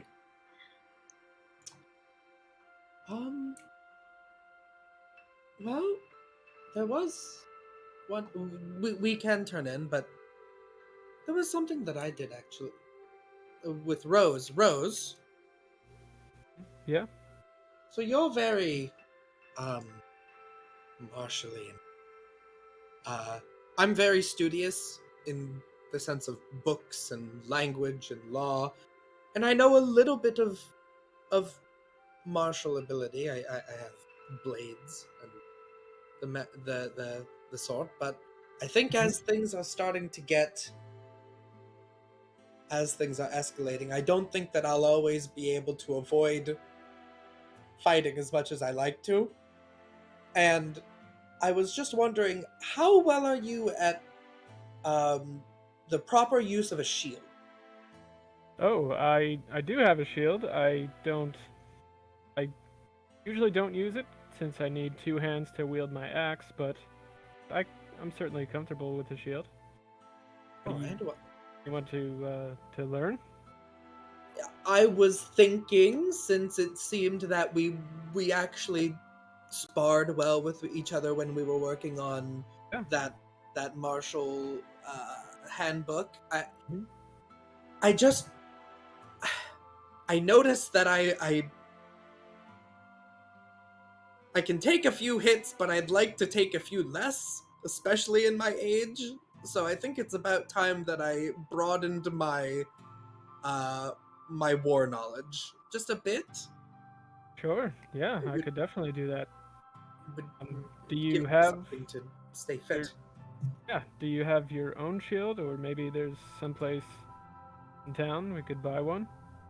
I do not, and I don't know what kind of shield I should buy or like how to get fitted for what. Do you get fitted for a shield? I get fitted for my suits. I assume you get fitted for a shield. I mean, I just had my shield was passed down through my clan. But Really? yes. But I mean, you could just find one that fits is comfortable. I think that's As long as it's hopefully not all you too need. heavy. Otherwise, you'll just be like a turtle. Right. I mean, I've heard there's like the tower shield, which doesn't really sound like it would be. It would be a bit cumbersome. There's the targe or the buckler. I was thinking perhaps maybe I'm a buckler kind of woman. Just something. Yeah, like something smaller, just so that I stop blocking swords with my chest. Yes, that's. I think that's a good plan. Is there a smith here? Or somewhere that I could get one? Fury? I was only here the one time. I don't know if we visited a armory or a bladesmith while we were here. Probably somewhere. I mean, I suppose if it's a competent and bustling town, then there should be someone somewhere. Yeah, if you just want a basic shield. Yeah, I would you mind doing a quick walk through the market to see if there's just maybe something simple that I can start training with? How much do they cost? I know money isn't necessarily an object, but I don't actually carry much on me right now. I gave most of it to Farticus. Yeah, I mean, like I said, I didn't buy mine, so... Right, I yours mean, is a hand. Not really, It's like... probably not more than a sword. All right, I think Piece of armor. I think I have a platinum piece in my pocket. I'm sure that could cover it. Yeah. Would you mind just helping me walk through and picking one that would maybe work for me if they have some, and then we can turn in, and next time we have some free time, we can. Yeah, that sounds like a good plan. And I mean, you helped me out so much with the book, so. All right. Well, I like that we're all teaching each other things. It's very good. It's very organic. It's beneficial. All right. So I will see if I can get a shield in Daggerford that I'm not proficient in. You're muted. Still muted. He's getting a book. He's getting a book. He's going to the bookshelf. Go through his player's handbook. He doesn't know how much a shield is worth. Me neither. That was totally out of character, me saying I don't know how much they cost. I'm gonna hope that it's like 5 or 10 gold. Mine's over there underneath a pile of other books, and I can't get up and get it. I'm looking through mine right now.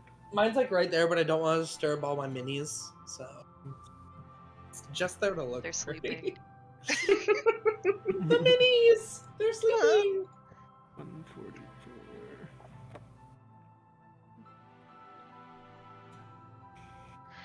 You're still muted. Still muted, Matthew. And you're still muted. You're still muted. Still muted. Oh, I heard a hit. Now am I here? Yeah. Yeah! Okay. I don't like you right now, microphone. Anyway, yeah, easy enough. You find someone who's selling a couple of rather basic shields. They've got, the standard, I'll call it like the Viking wooden style, like a wooden shield with the metal around it that they're selling for 5 gold. They're selling your more, your more battle-tested shields that you're more intended for long-term use, that are metal, like your kite shields, your more different designs that are 10 gold. And they have one that's 5 gold that's looks like it should handle, for the most part should be okay, but something big enough or bad enough hits it, or fire-breathing dragon, it might burn. When it's things that are supposed to save your life, I say 5 extra gold is worth it. So I'll get maybe a metal buckler. Okay, yeah, easy enough. He tells you 10 gold for it. I will give him my platinum piece. Okay. Murdoch really is scraping the bottom of the barrel with her coinage now, by the way, y'all. I've got 6 gold and a copper piece to my name. In my personal fund, that is. In your purse. In my purse, I'm in the same boat, mon frere. I have some copper and silver kicking around, but I kind of go to Furia. Mom, can I have an allowance? Alright, well, I will sometime learn how to use that, because I think if I try to put it on while not proficient with it, I don't think I can use magic. That would be correct. Yeah, it is considered Because armor. that's how D&D works. Because it's considered, if you have a shield and you're on your arm, you completely lose the ability to cast spells. Lord forbid you say counter spell, which doesn't require your hands at all. Right, it's just any When spell you're that wearing a doesn't shield. require your hands. Crap, I know there's a word that'll stop that spell, but shield. Ugh, the shield makes me not able to think about it. Yeah, well, we'll see where that goes. Okay. Thank you. Okay, anything anyone else would be doing? I would go. There was a space behind the inn. I would go practice with my sling and returning rock for a couple hours, just because I'm not used to using slings or returning rocks still. Easy enough to do. Art, Rose, Sarah, anything you would be doing?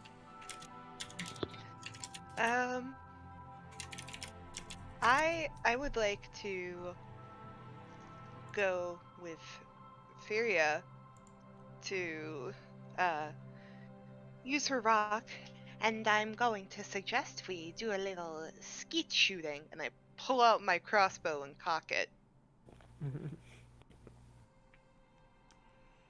What are you shooting at? The rock. No, it's my rock. It's a tough rock. It's still a rock. They can break. I don't want this one to break. I'd rather go through somebody's skull or abdomen and break them.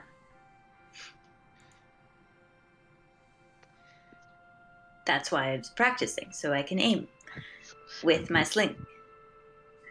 Sarah, do you want me to, like, throw something? I mean, maybe not me, but I can certainly... Yeah, I can... certainly use a spell and just huck some... There's plenty of other rocks on the ground you can use. No, yeah, don't aim at Furia's special rock. Well, it might go through you if I move far enough away, so just be careful. Oh! I don't know, I've never tried that before. I mean, if you'd like, Artemis, I just thought Furia was the better thrower. No offense. But... Oh no, I would be using magic entirely. I cannot throw things. Oh. Well, I mean, I have been practicing with this rock for several hours today, and then before that, several hours again. It took me a while to figure out how to catch this thing, just because it whizzes back to you so fast. Maybe it's best if I don't get in the way then.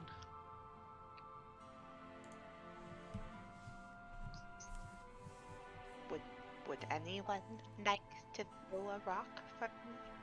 A plate? Poor old granny. Okay, do you have that plate that you took from the inn from when we were in El Terrell? Oh, it was no, a Candlekeep plate. No, the Candlekeep we're gonna keep, but El Terrell, screw that plate. Oh, right. Well, I actually put that back in my room. I thought we could make a little collection going on there. Do you have something to throw? I'll throw it for you. Go look through my purse. Let's see. Stray pasty, muffin. Make Well, there's a original. perception Croissant. check, Sarah. Perception check in your own purse. You Would squint. Could we be a investigation check? Sure, why not? Okay, because they're at those. Damn, just entreating the DM. Oh my god! Does a 27 work? Yep. As you're sort of going down, you've been on the road for about 4 days now. Oh. Your purse smells. You made all these sweet potato scones and everything else for your reunion with Albert that have just been sitting in your purse for 4 days. It's a little rank. I'm gonna grab one of the scones and kind of like tap it against a building. It's just like a thunk noise, I'm guessing. Just like Yep. Well, he deserves fresh ones anyway. I'm gonna hand one to Artemis. Artemis, throw. Okay, I was worried that you were going to make me eat it. Oh no, Okay. dear, you would break a tooth. Maybe several teeth. Perhaps your entire mouth. cool. All right. You want me to throw this? I mean, Murdoch just offered, and I have tiny arms. But someone throw. Yeah. Oh, What is it that the kids say? Yet? Okay, go ahead and make a strength check for me, Murdoch. Yeah. Watch. I mean, she's okay. She's okay. Yup. It's got a +2. But it's a natural 1! It just goes. Oh no! So it's a 3? you hit Sarah somehow. No. I'm not even gonna say what I think is gonna happen. Okay. Sarah, go ahead and make your attack roll. As you're trying to shoot the scone out of the air. Please hit it, or I'm gonna, like, hit some poor unfortunate person with a hard scout. Attack roll's just like a straight D20, right? Crossbow would be a d20 plus your dexterity, and I'm assuming you're proficient in it, so you'd also add your proficiency bonus. That's the name. Hey. Hey. It should be the same as you would do with a dagger, basically. Yeah. Your plus to hit. It's probably with like a dagger. +8 at this point, I'm guessing. No.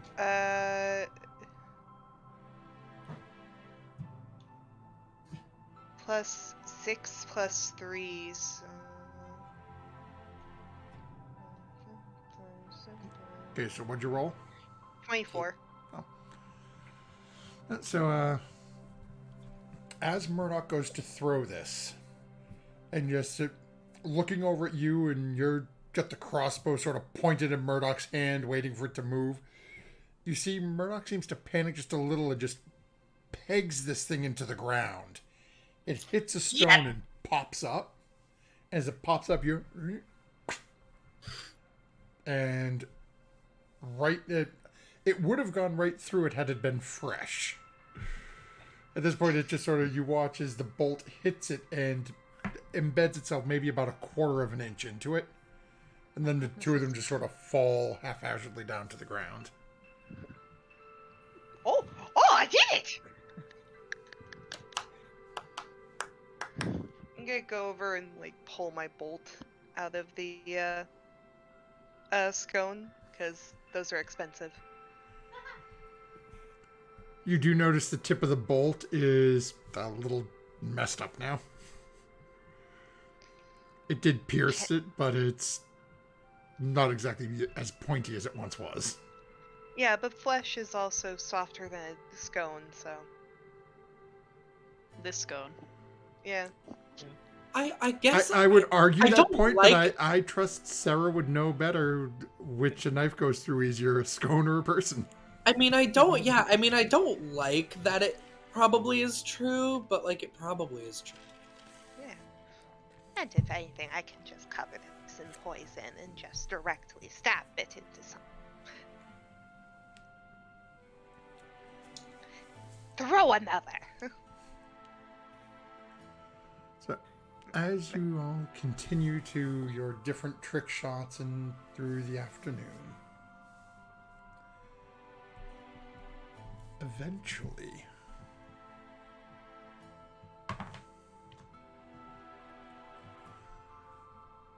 you start to hear a little bit of commotion from the market. I want all of you to go ahead and make a perception check.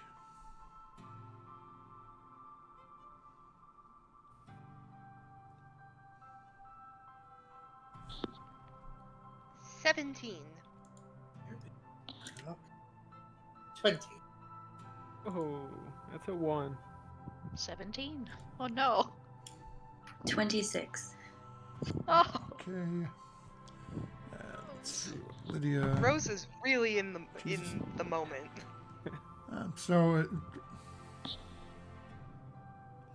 Okay, so Murdoch, Furia, and Lydia are the only ones who sort of are able to pick up a little bit of what's actually being said from this distance. And Murdoch, it means a little more to you as you start hearing people leaving the marketplace, and you start hearing references to conversations, people talking, how can she show her face here? Hasn't anyone dealt with her yet?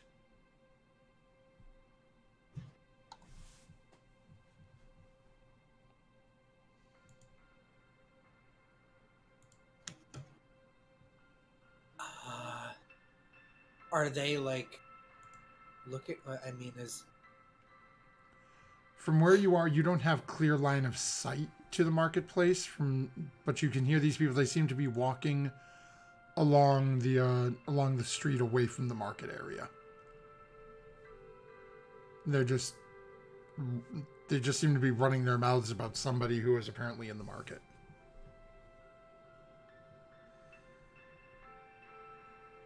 apparently there's some kind of, I don't want to say commotion, but sounds like people are a little bit perturbed. Do you know who they're talking about? Not for sure, but it seems like whatever's happening, something's going on in the market. Maybe we should go over and check it out. Yeah, that seems like a heroic thing to do. Oh, I need an excuse to be nosy. I'm gonna start walking ahead. I have a theory, but I'm not entirely sure, so I'll hold my tongue. Yeah, the marketplace, right? That direction? That's where those people were coming from? That seems like where they were coming from. Yeah, I just walked through it with Rose a little while ago. It seemed fine, so this is interesting. Yeah, I didn't notice anything when we were walking back, but... I'm going to go check it out then. Okay. Catch my rock, put it away, put my sling away. I'll follow. Okay, and is everyone going along? Yes. Yeah, I'll go along. Okay, so only takes you a few minutes to make your way to the marketplace. And immediately upon arriving, it is very apparent who the offending individual is. As you see a rather diminutive woman, long gray hair pulled back into a braid, small basket on her arm,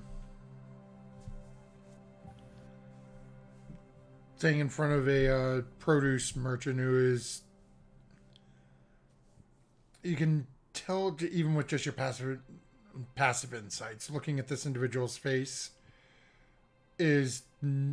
doesn't want to be there or doing this, but is basically of the opinion this person's coin is as good as anyone else's. Floating immediately behind this woman is an over 6 foot tall, blue-skinned, looks to be humanoid, wearing a long flowing blue robe with silver sort of thread, embellished threads running through it. Embroidered, not embellished. And it is just floating there behind her, hands like this, just floating there.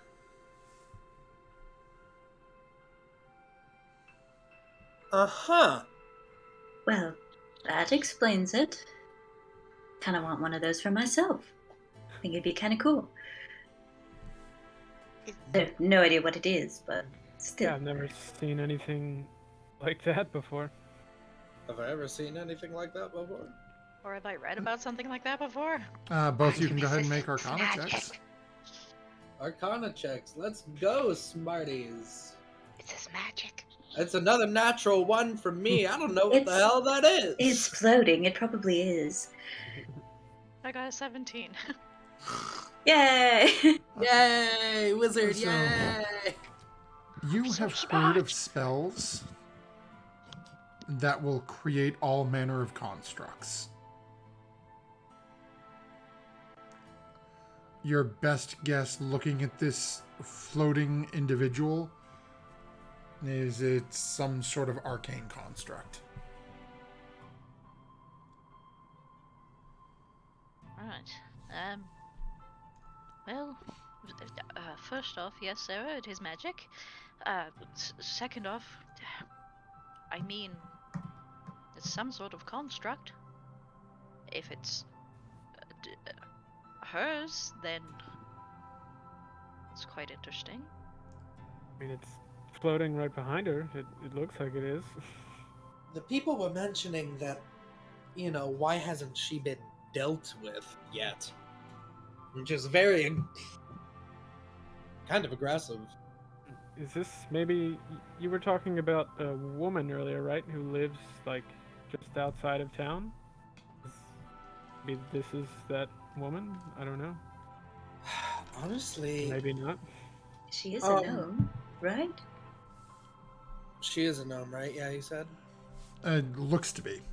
You're behind her at the moment, so it's hard, but she is a very diminutive person. If she's not a gnome, she's halfling or some other small race. The thing was, the last time we went to her home, she had been missing. Taken. Never saw the woman, but I suppose it could be her. Then again, it seems We can that always ask. we could. I just It doesn't seem to be causing trouble. I'm wondering if it's just a small town. possibly. rumors. But I mean, if they showed up with a giant blue person floating behind them, everybody's going to stare. Unless you're in, I don't know, Baldur's Gate, maybe? Oh, you just get arrested, probably. I'm definitely in the business of introducing myself to interesting people, and I think that fits the bill. I'm willing to go talk. After So that- you.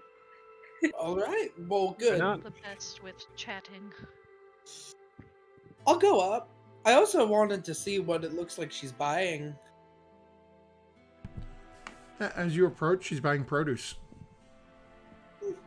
Yeah, I think that's what they said, that she just comes down to get some food. So I'll come up. As you like, start look to see- approaching, Oh. this floating blue creature turns and faces towards you. And again, just sort of pointing there. No aggressive moves, but as it's now facing, you can see there's little shocks of electricity dancing across its fingers. Hello. It does not respond. Okay. Staring at you.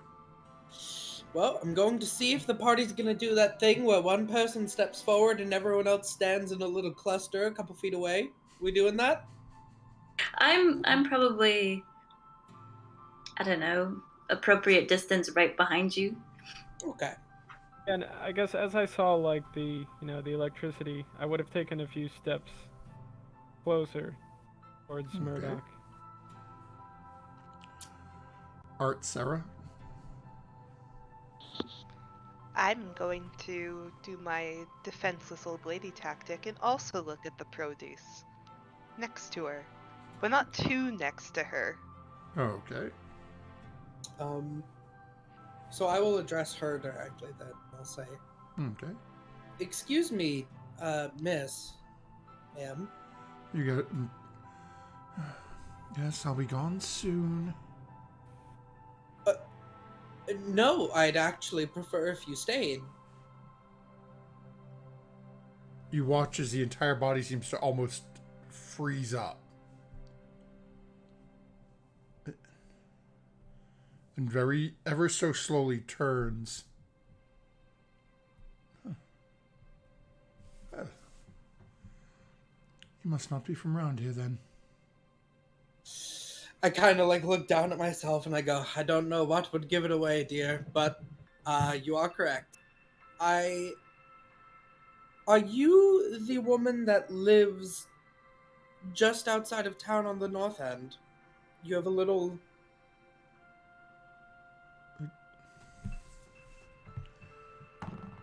Go ahead and make a persuasion check.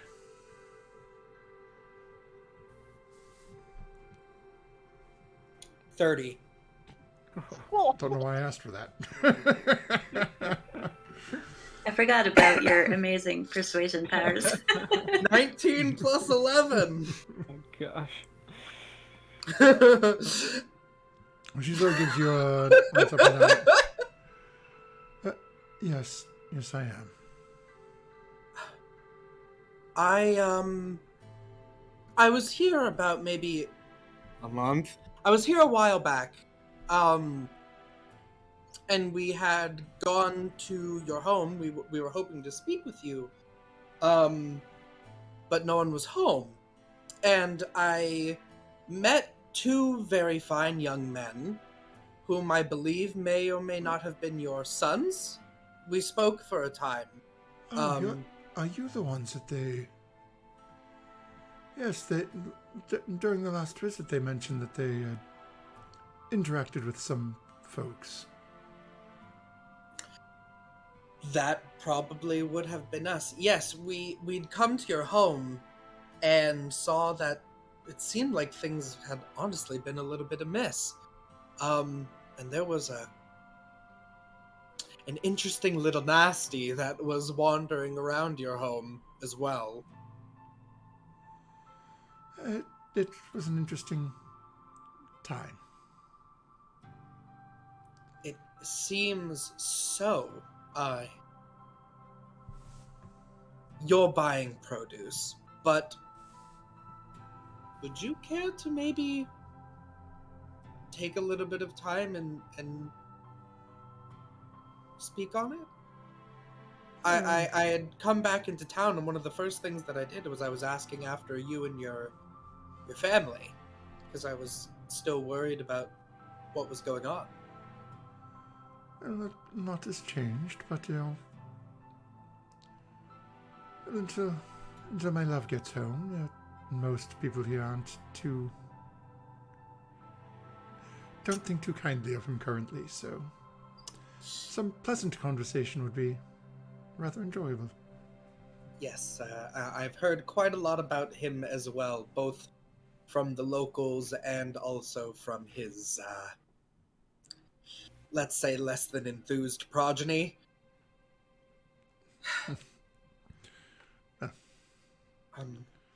Well, we are going to be leaving to Orlumber relatively soon. We're only staying for a little while, so I don't want to impose on you.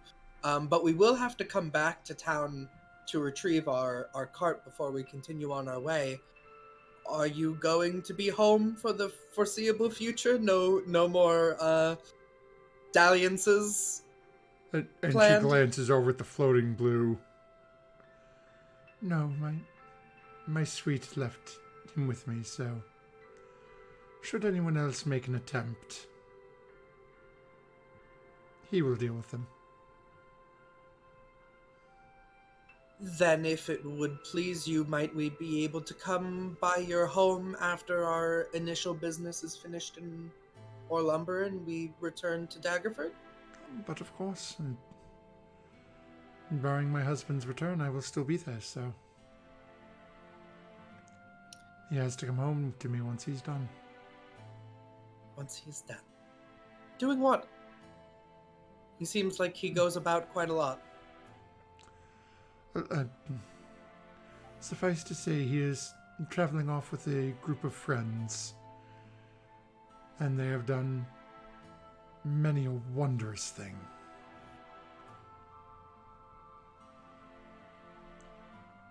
Perhaps, have you heard of the dragon that was slain?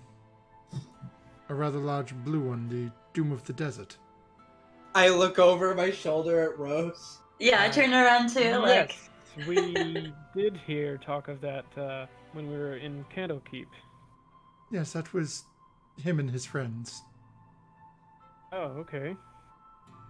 Although if you read one of those rags from the Waterdeep, he was apparently never involved, but...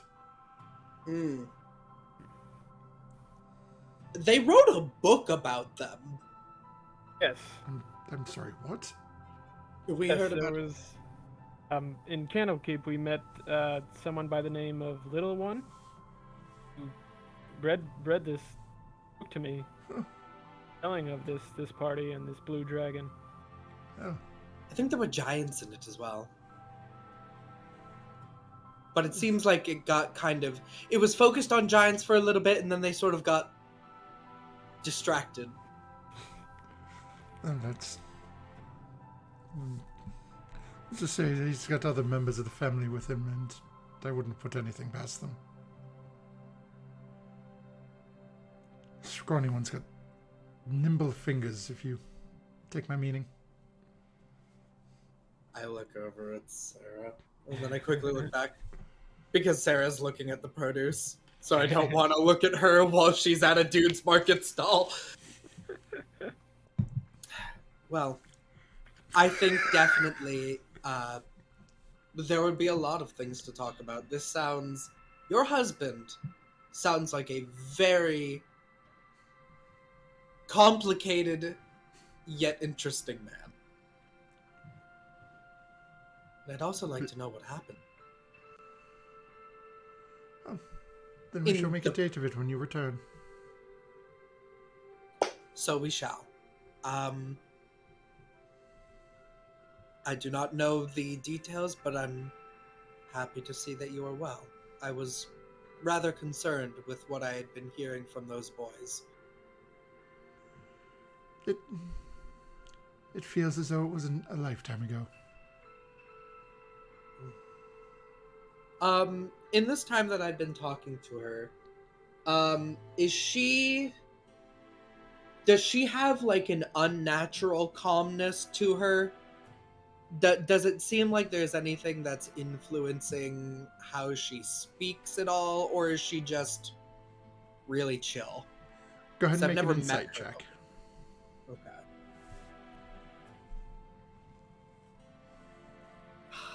Dang it. It's just a 10. As you're talking with her and sort of going through everything, she's a little difficult to read. You could see when you first approached, she was much more sort of, I don't want to say agitated, but on guard. It's like she was ready for a fight at that point, realizing that now the group of you seem to just be looking for pleasant conversation. Seems to just sort of mellowed out. But you also get the slight hint that she's not overly concerned about anything, given the strange floating individual right by her. Okay. You get the impression she's used to being sort of, we don't want to deal with you. Talking with somebody sort of nice, but at the same point she really doesn't have any worries or concerns. Okay. Well, I'm happy that I got to catch you before we take our ship. As I wish perhaps you the with best until we us see you. speaking, you can help set some records straight.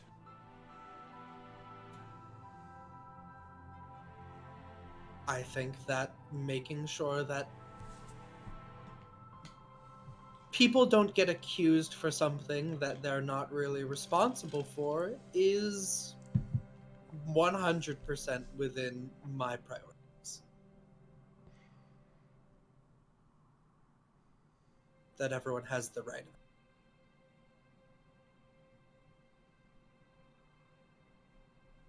She gives a little nod and looks back over her shoulder. Come along, Gallivan. Time to return. And she starts walking away, gives a couple of coins to the person, and He watches that creature literally just same position, looking down her, just starts to float right behind her.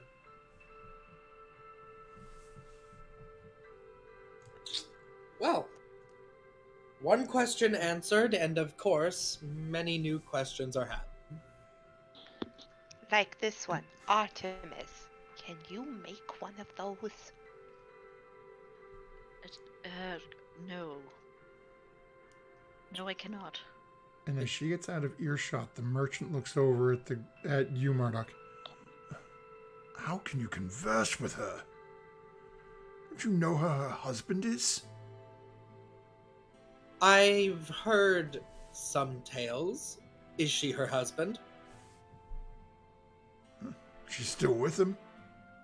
The Lord's Alliance still wants his head. The Lord's Is she- Alliance is not always right. My only question is she harboring him? Is she protecting him in any way? It didn't seem so. He's not even home. And she's Must you got that accost the fancy woman little then? floating man behind her. So obviously he was here. This may be true, but are his crimes her crimes? That's all I want to know. She was buying fruit. Maybe a leak or two. How's the produce look? By the way. You've seen better, you've seen worse. It's decent. Get a look at him. Your produce matches your attitude.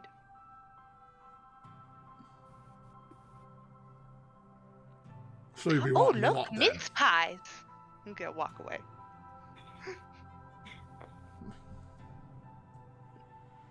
I understand how everyone in this town feels of her husband, and honestly, since I have no evidence of the contrary, I'm likely to believe you. But I don't think that ire needs to extend to her. People stay with people for all sorts of reasons, and I'm not one to try and conflate crime with love. Sometimes we love people even if they do horrible things. But if she has no crimes of her own, then she is a perfectly wonderful and acceptable woman, and I am happy to have a conversation with her. No more, no less. Wouldn't you agree? You can see a range of emotion sort of play through this man's face in a split second. As you're talking, you can see sort of like you're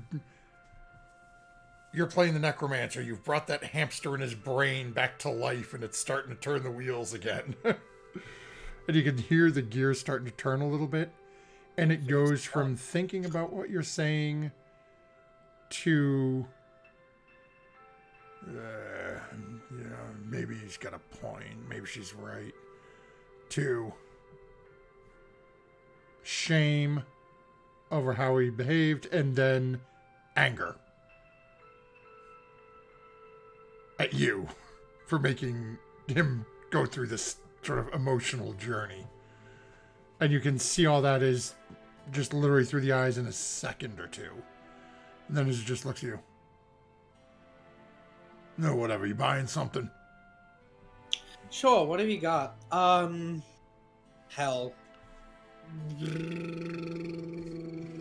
I got some apples. I got some pomegranate. An apple a Pears day. are always nice. Ooh, you know what? I do want a pear instead of a put that back in a pear. How much? 1 copper. I got 1 copper in my purse. There you go.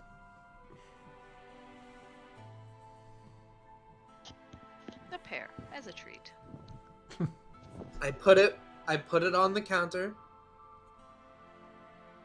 Give him a little look. Not like, haha, or looking down on him or anything, and I just, with my big old dragonborn mouth, just You just took a peach. picks up and coin, puts it Oh, you in got his there. Pear. puts it in his coin pouch and just gives a little nod. If you got a pear and it's a good peach, is it a bad pear? I would say yes. Philosophical conversations. Mm-hmm. Reaches There's down, pulls something out of his. But why don't you take the top off? Put it back away. Oh, you're not going to find the answer to the question at the bottom of that bottle. And I just keep biting it, and I'll give my walking cane like a little bit of a spin, and then I plant it firmly in the ground. All right.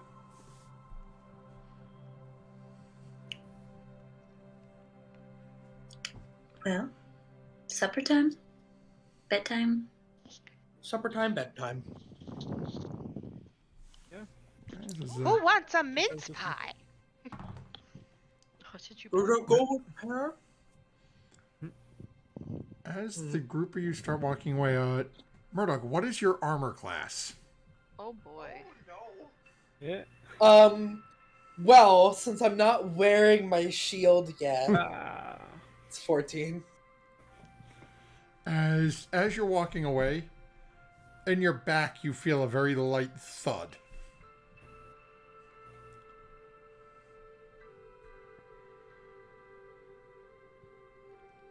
As you turn and look, there is a pear laying on the ground behind you. Now slightly bruised on one side of it. I'll pick the pear up and do some druid craft to make it like less bruised and check it over, blow it off, shine it on my shirt, and bite into it.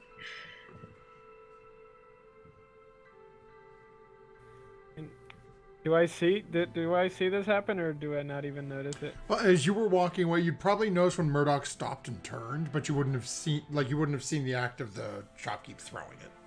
But I see the pear, and I can Yep. put. Yeah, you put together as what I- Murdoch's turned and turned, I'm assuming the rest of you traveling and walking right with Murdoch would probably notice. Oh, hey, come on, easy now. He just Made lost for himself that. a copper. This is a pretty good pear. Let it be. I'll consider it a copper for his thoughts, in the form of a pear. I'll raise up the half-eaten pear over in his direction and turn around and keep walking.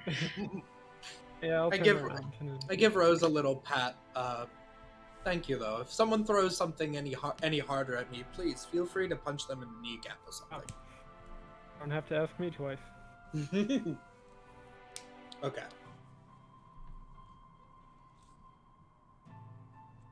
Okay, so the party is heading out for dinner and then bed. Anyone have anything they need to handle during their evening meal or before turning in for the night? Who's going to sleep in the same room as our wizard, Art?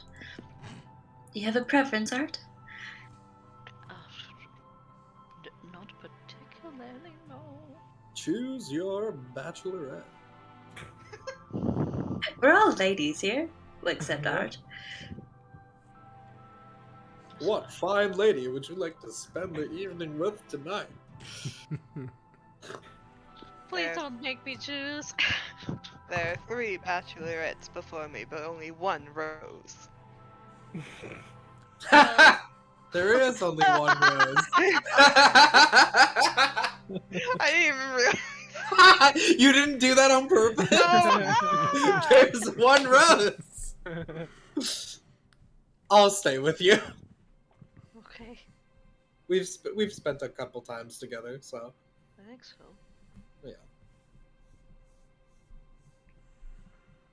What was the name of the inn that we were in? In In? Silver Flood, I believe. Yep, if you guys said you wanted to go with the same one, that's number 22 on the map, so it's right here. Oh, okay. Okay.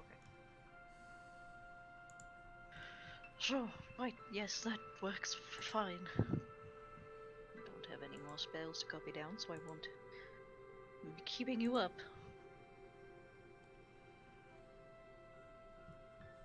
Okay, so as everyone turns in for the evening,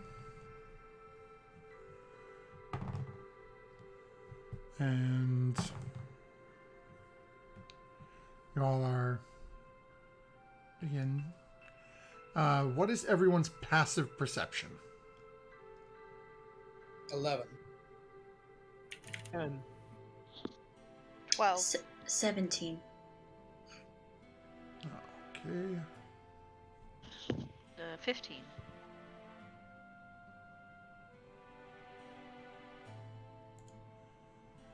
Okay. Yes, that's that. And then. Okay. Remembered rolling a 30 So- in my lap. As the night travels on, you all sleep well. The next morning comes, and as the group of you start to open your eyes to greet the morning sun, Sarah. As you open your eye, right as you start to come to consciousness, even before opening your eyes, Uh-huh. you feel something on your face.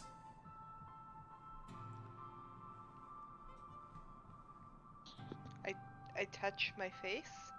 As you reach up and touch it, as you're sort of touching everything feels fine, you get up to where your eyes are, and there is something hard sitting on your face.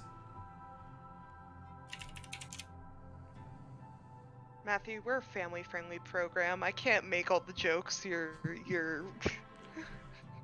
bringing to Wow, my your table. husband showed up.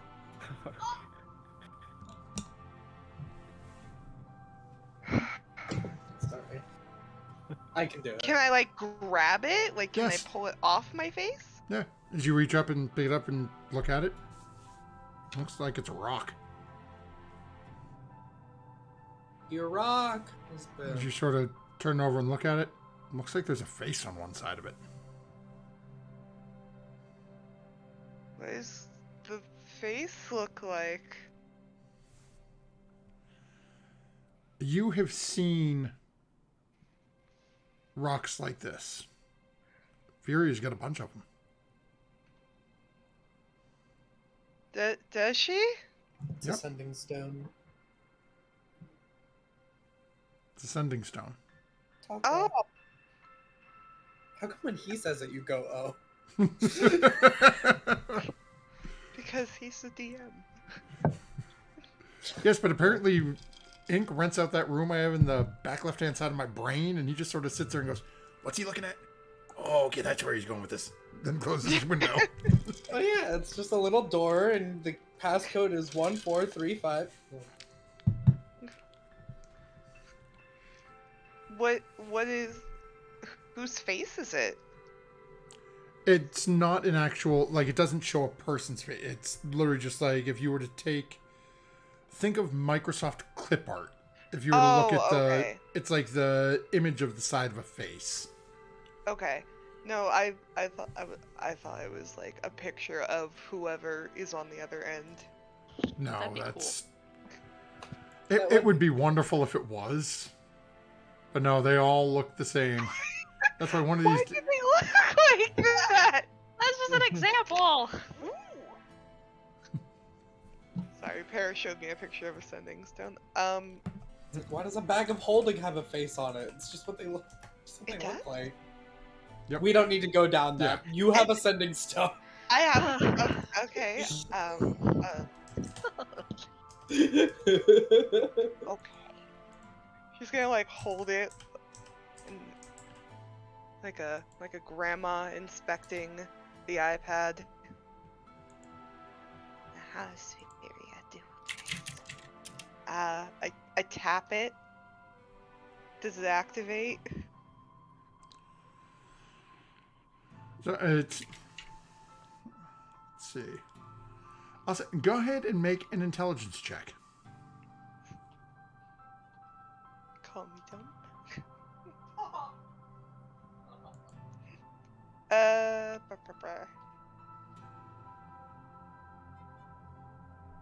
Well, I am dumb. It's a 6.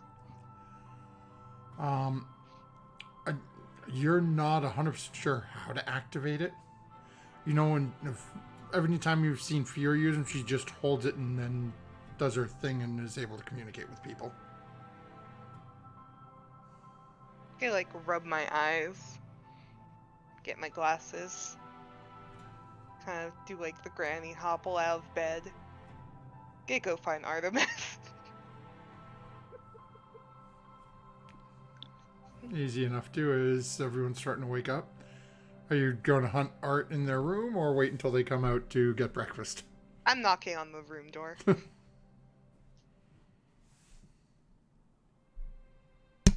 Artemis. Artemis.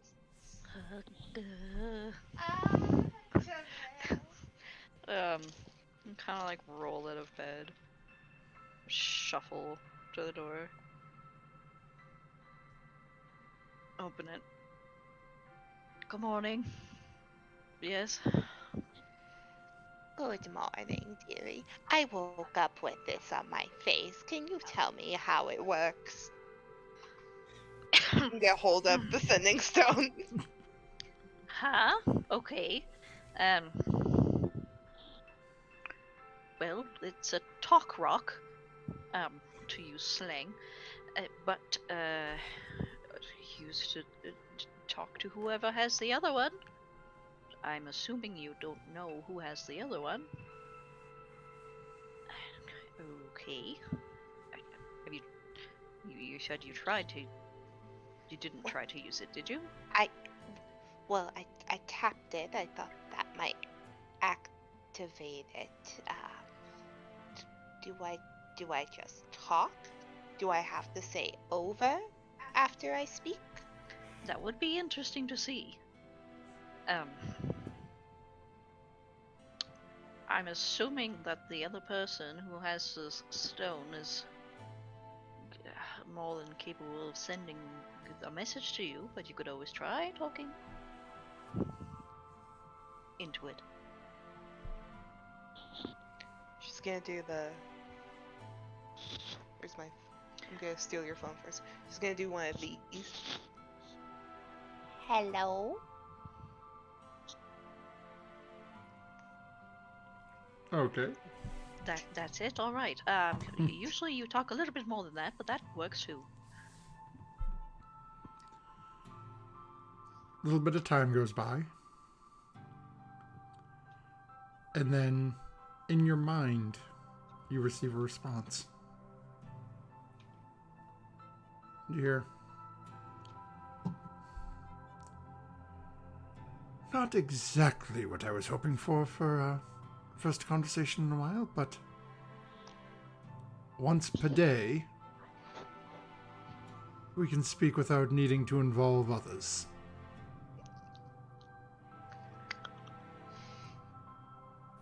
You should meet with me at the Warlock's Crypt, outside Trollsbach Forest.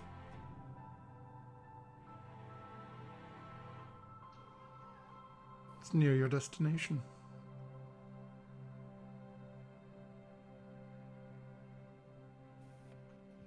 I'm gonna like... I have the phone. I'm looking at Artemis like...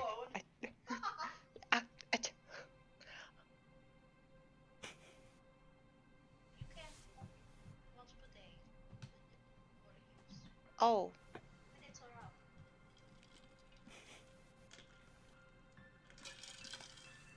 Oh.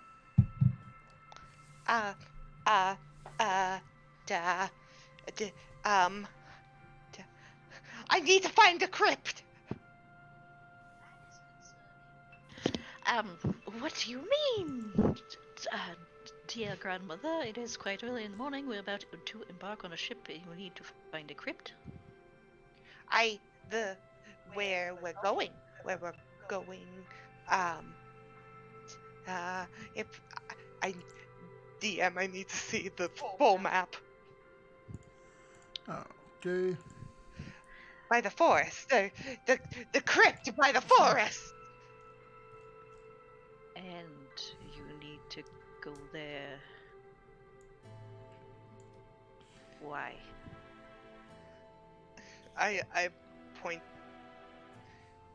to my phone, sending stone. It's a phone. Okay, just call it a phone. Albert. He put this on my face somehow. He, the troll park troll. I'm sorry, that was bugging me. The troll bark forest. The wizard. No, not wizards. What's the other word for wizard? The warlock's crypt. He's there. He'll meet. He'll meet me there. About this time, Sarah, you're probably realizing that Murdoch is in the room too, with Art. Oh, hi, Murdoch. Murdoch. Okay, I'm gonna like shuffle into the Murdoch. So I woke up and this was on my face. And so is Murdoch actually awake? Yes. Okay. I think, yes. I'm in my little nightgown with my little nightcap. It's like flopped over to one side, and I got my glasses, and I got my slippers on. So I feel like I got to the point where I like am sitting on my bed, and I've put my feet in my slippers, and then I just never got up because it was like... So that's where I'm at right now. Murdoch, I didn't do this right, but could you send a message to Albert agreeing in what he told me? I take the like little ball of my nightcap and I bring it over to my mouth like a little like air flight control. Good morning, Albert. She woke me up. Didn't know how to use the stone. We'll be there. Probably. Hopefully.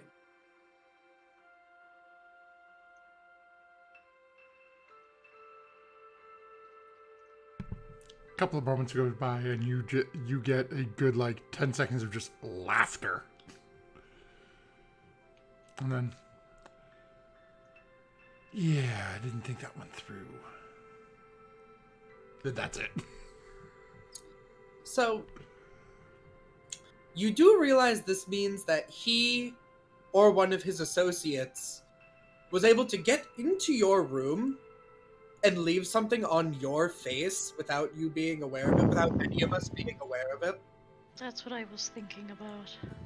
Well, he used to do that all the time. Usually it was roses or a piece of jewelry or sometimes a sweet note.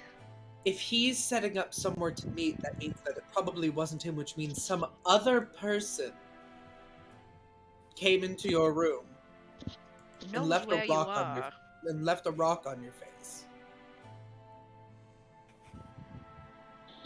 You should ask him which one of his associates it was.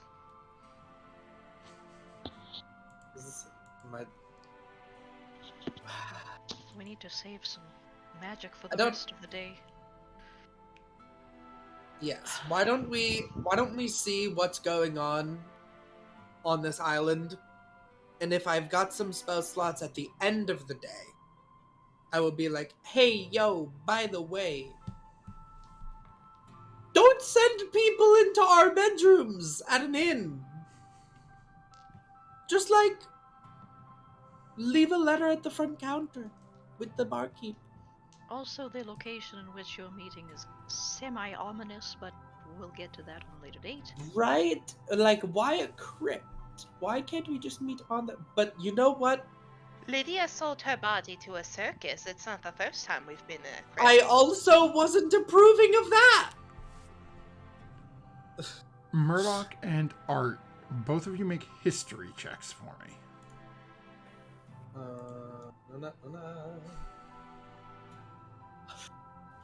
I had the one good roll, and now it's gonna be all shit. 5. 15. Oh. Yay, wizard, yay. So, you are familiar, at least somewhat, Art, with this area known as the Warlock's Crypt. It is not an actual crypt. Ooh. It is basically it's a somewhat well-known landmark that is comprised of a series of mage towers, and is said to be among these mage towers is said to be the resting place of an ancient sorcerer king of Nethril. I mean, And it's that, still not find 100% the, kosher, I but was gonna say, is that better? yeah. That sorcerer king's name is Larlock. Sounds a little fruity. More commonly known as the Shadow King. Less. Okay, we're back into weird territory. Wow, I'm feeling a roller coaster of emotions right now. It's like Larlock, the Shadow King. The Shadow King. So Sarah, why don't you go get dressed, and we'll get dressed. Oh, I mean my knickers.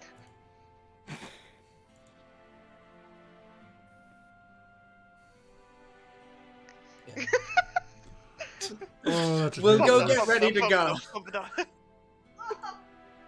We'll go get ready to go, and we'll talk about this on the ship or later today.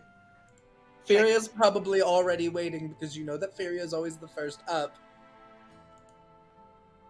She'll be in a tree somewhere. I think that she might just be waiting downstairs. In a But tree somewhere. Alright, go get dressed. Go. I need to... You hear a light smacking noise as she walks Stop! away. I'm sorry that I even made a slight reference to it. Be gone! Why is all of the not safe for work stuff happening with Sarah today? You don't have magic, but you gave me psychic damage. I don't... God. I'll go get ready.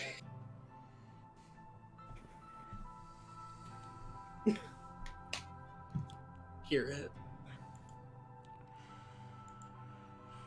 So as everyone starts getting ready for the day, some of our party already taking psychic damage.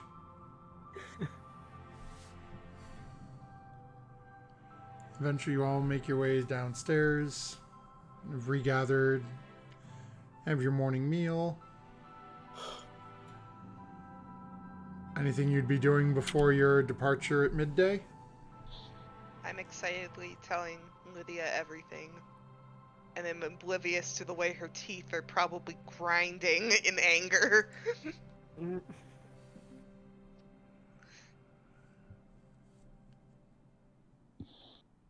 I think Lydia probably would be a little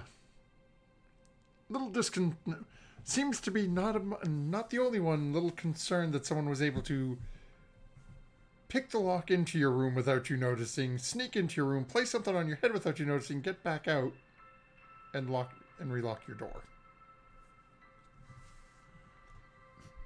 So romantic. Yep, folks, we went there. I was more saying in the fact that she's from a different time. You guys are the ones making it gross. I'm just said stalker, man. Oh. Fury will definitely point out to Murdoch, if he could just sneak in, why didn't he just stay and have a conversation with her at the inn? And not meet her at a weirdly, creepily named place in the forest? I'm assuming he sent someone ahead of him. It Possibly. wasn't actually him, yeah.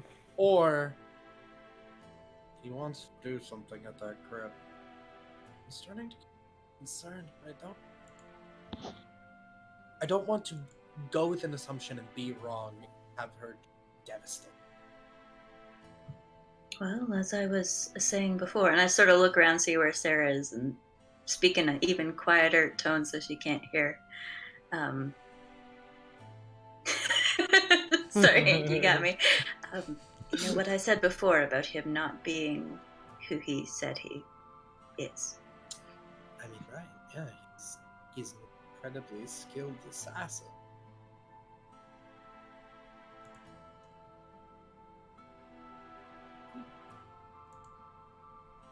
But she's not dead.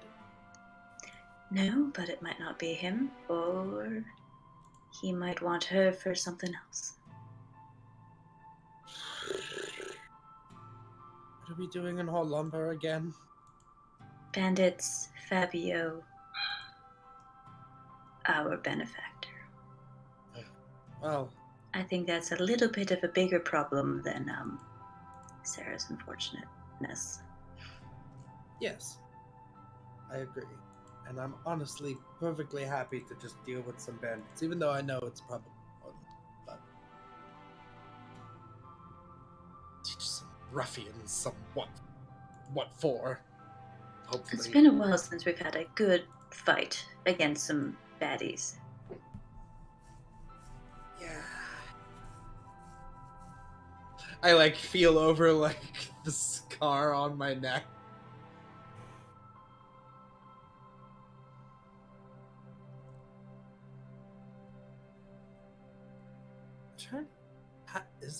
When is the last time? Literally, I think the last time we fought was when When I died? Yeah, No, when no, everybody there died. was- Oh, there was something else. Sharks. There was Yeah, sharks. because Yeah, we fought the sharks. We've had a Been a couple while, of other though. minor kerfuffles, other things that could have potentially turned into battles. Various party members. Actually, the last couple of times you could have had a fight, it hasn't been Murdoch talking you out of it. It's been somebody else. Mm-hmm. I'm growing on. No. But Seems Rose Murdoch needs- is growing on the party. Rose needs to itching to get a fight. kill. Rose wanted to kill a poor fruit peddler for throwing a pear at the back of Murdoch. She was just setting a boundary. She was setting a boundary. She was like, I don't know. Actually, One's no. okay, but Okay. Rose plays on do it a again. Rose plays on a 1-strike game, Okay. not a 3-strike game. Okay. So yeah, we'll deal with it when we get to it. Hopefully he doesn't meddle in whatever we're getting ourselves into. Okay, well, as our party starts making their way, eventually they've had breakfast, gather their gear, make their way to the port to journey on to their boat. The rest of you sort of manage to get your way into your respective spots for the journey. The captain tells you all as you start to sail off a little ways, is Lydia sort of introduced you and everything, managed to get a discount for the trip. Captain tells you to expect to be in Orlumber in approximately 3 days.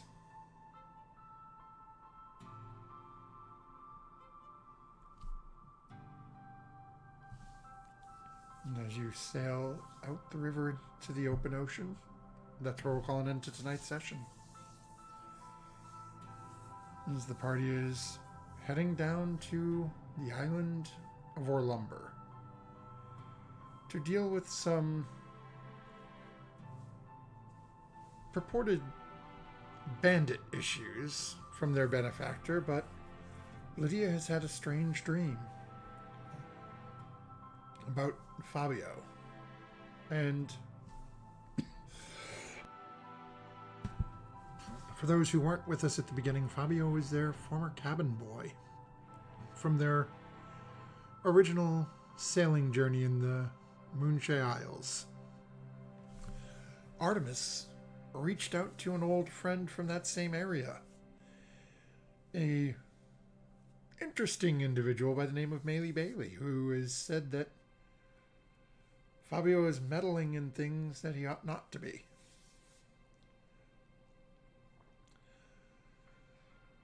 What exactly awaits our group in Orlumber?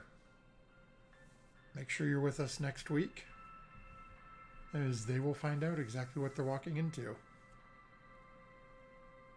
And will this strange, stealthy individual who dropped rocks on Sarah's face intervene? Only one way to find out, folks. We will see you next time, and don't forget, when you're trying to break into somebody's bedroom to a hotel room to leave them a gift, after adding your proficiency bonus, leave step-by-step instructions, because Grandma's not going to know how to work that iPad. See you next time, folks.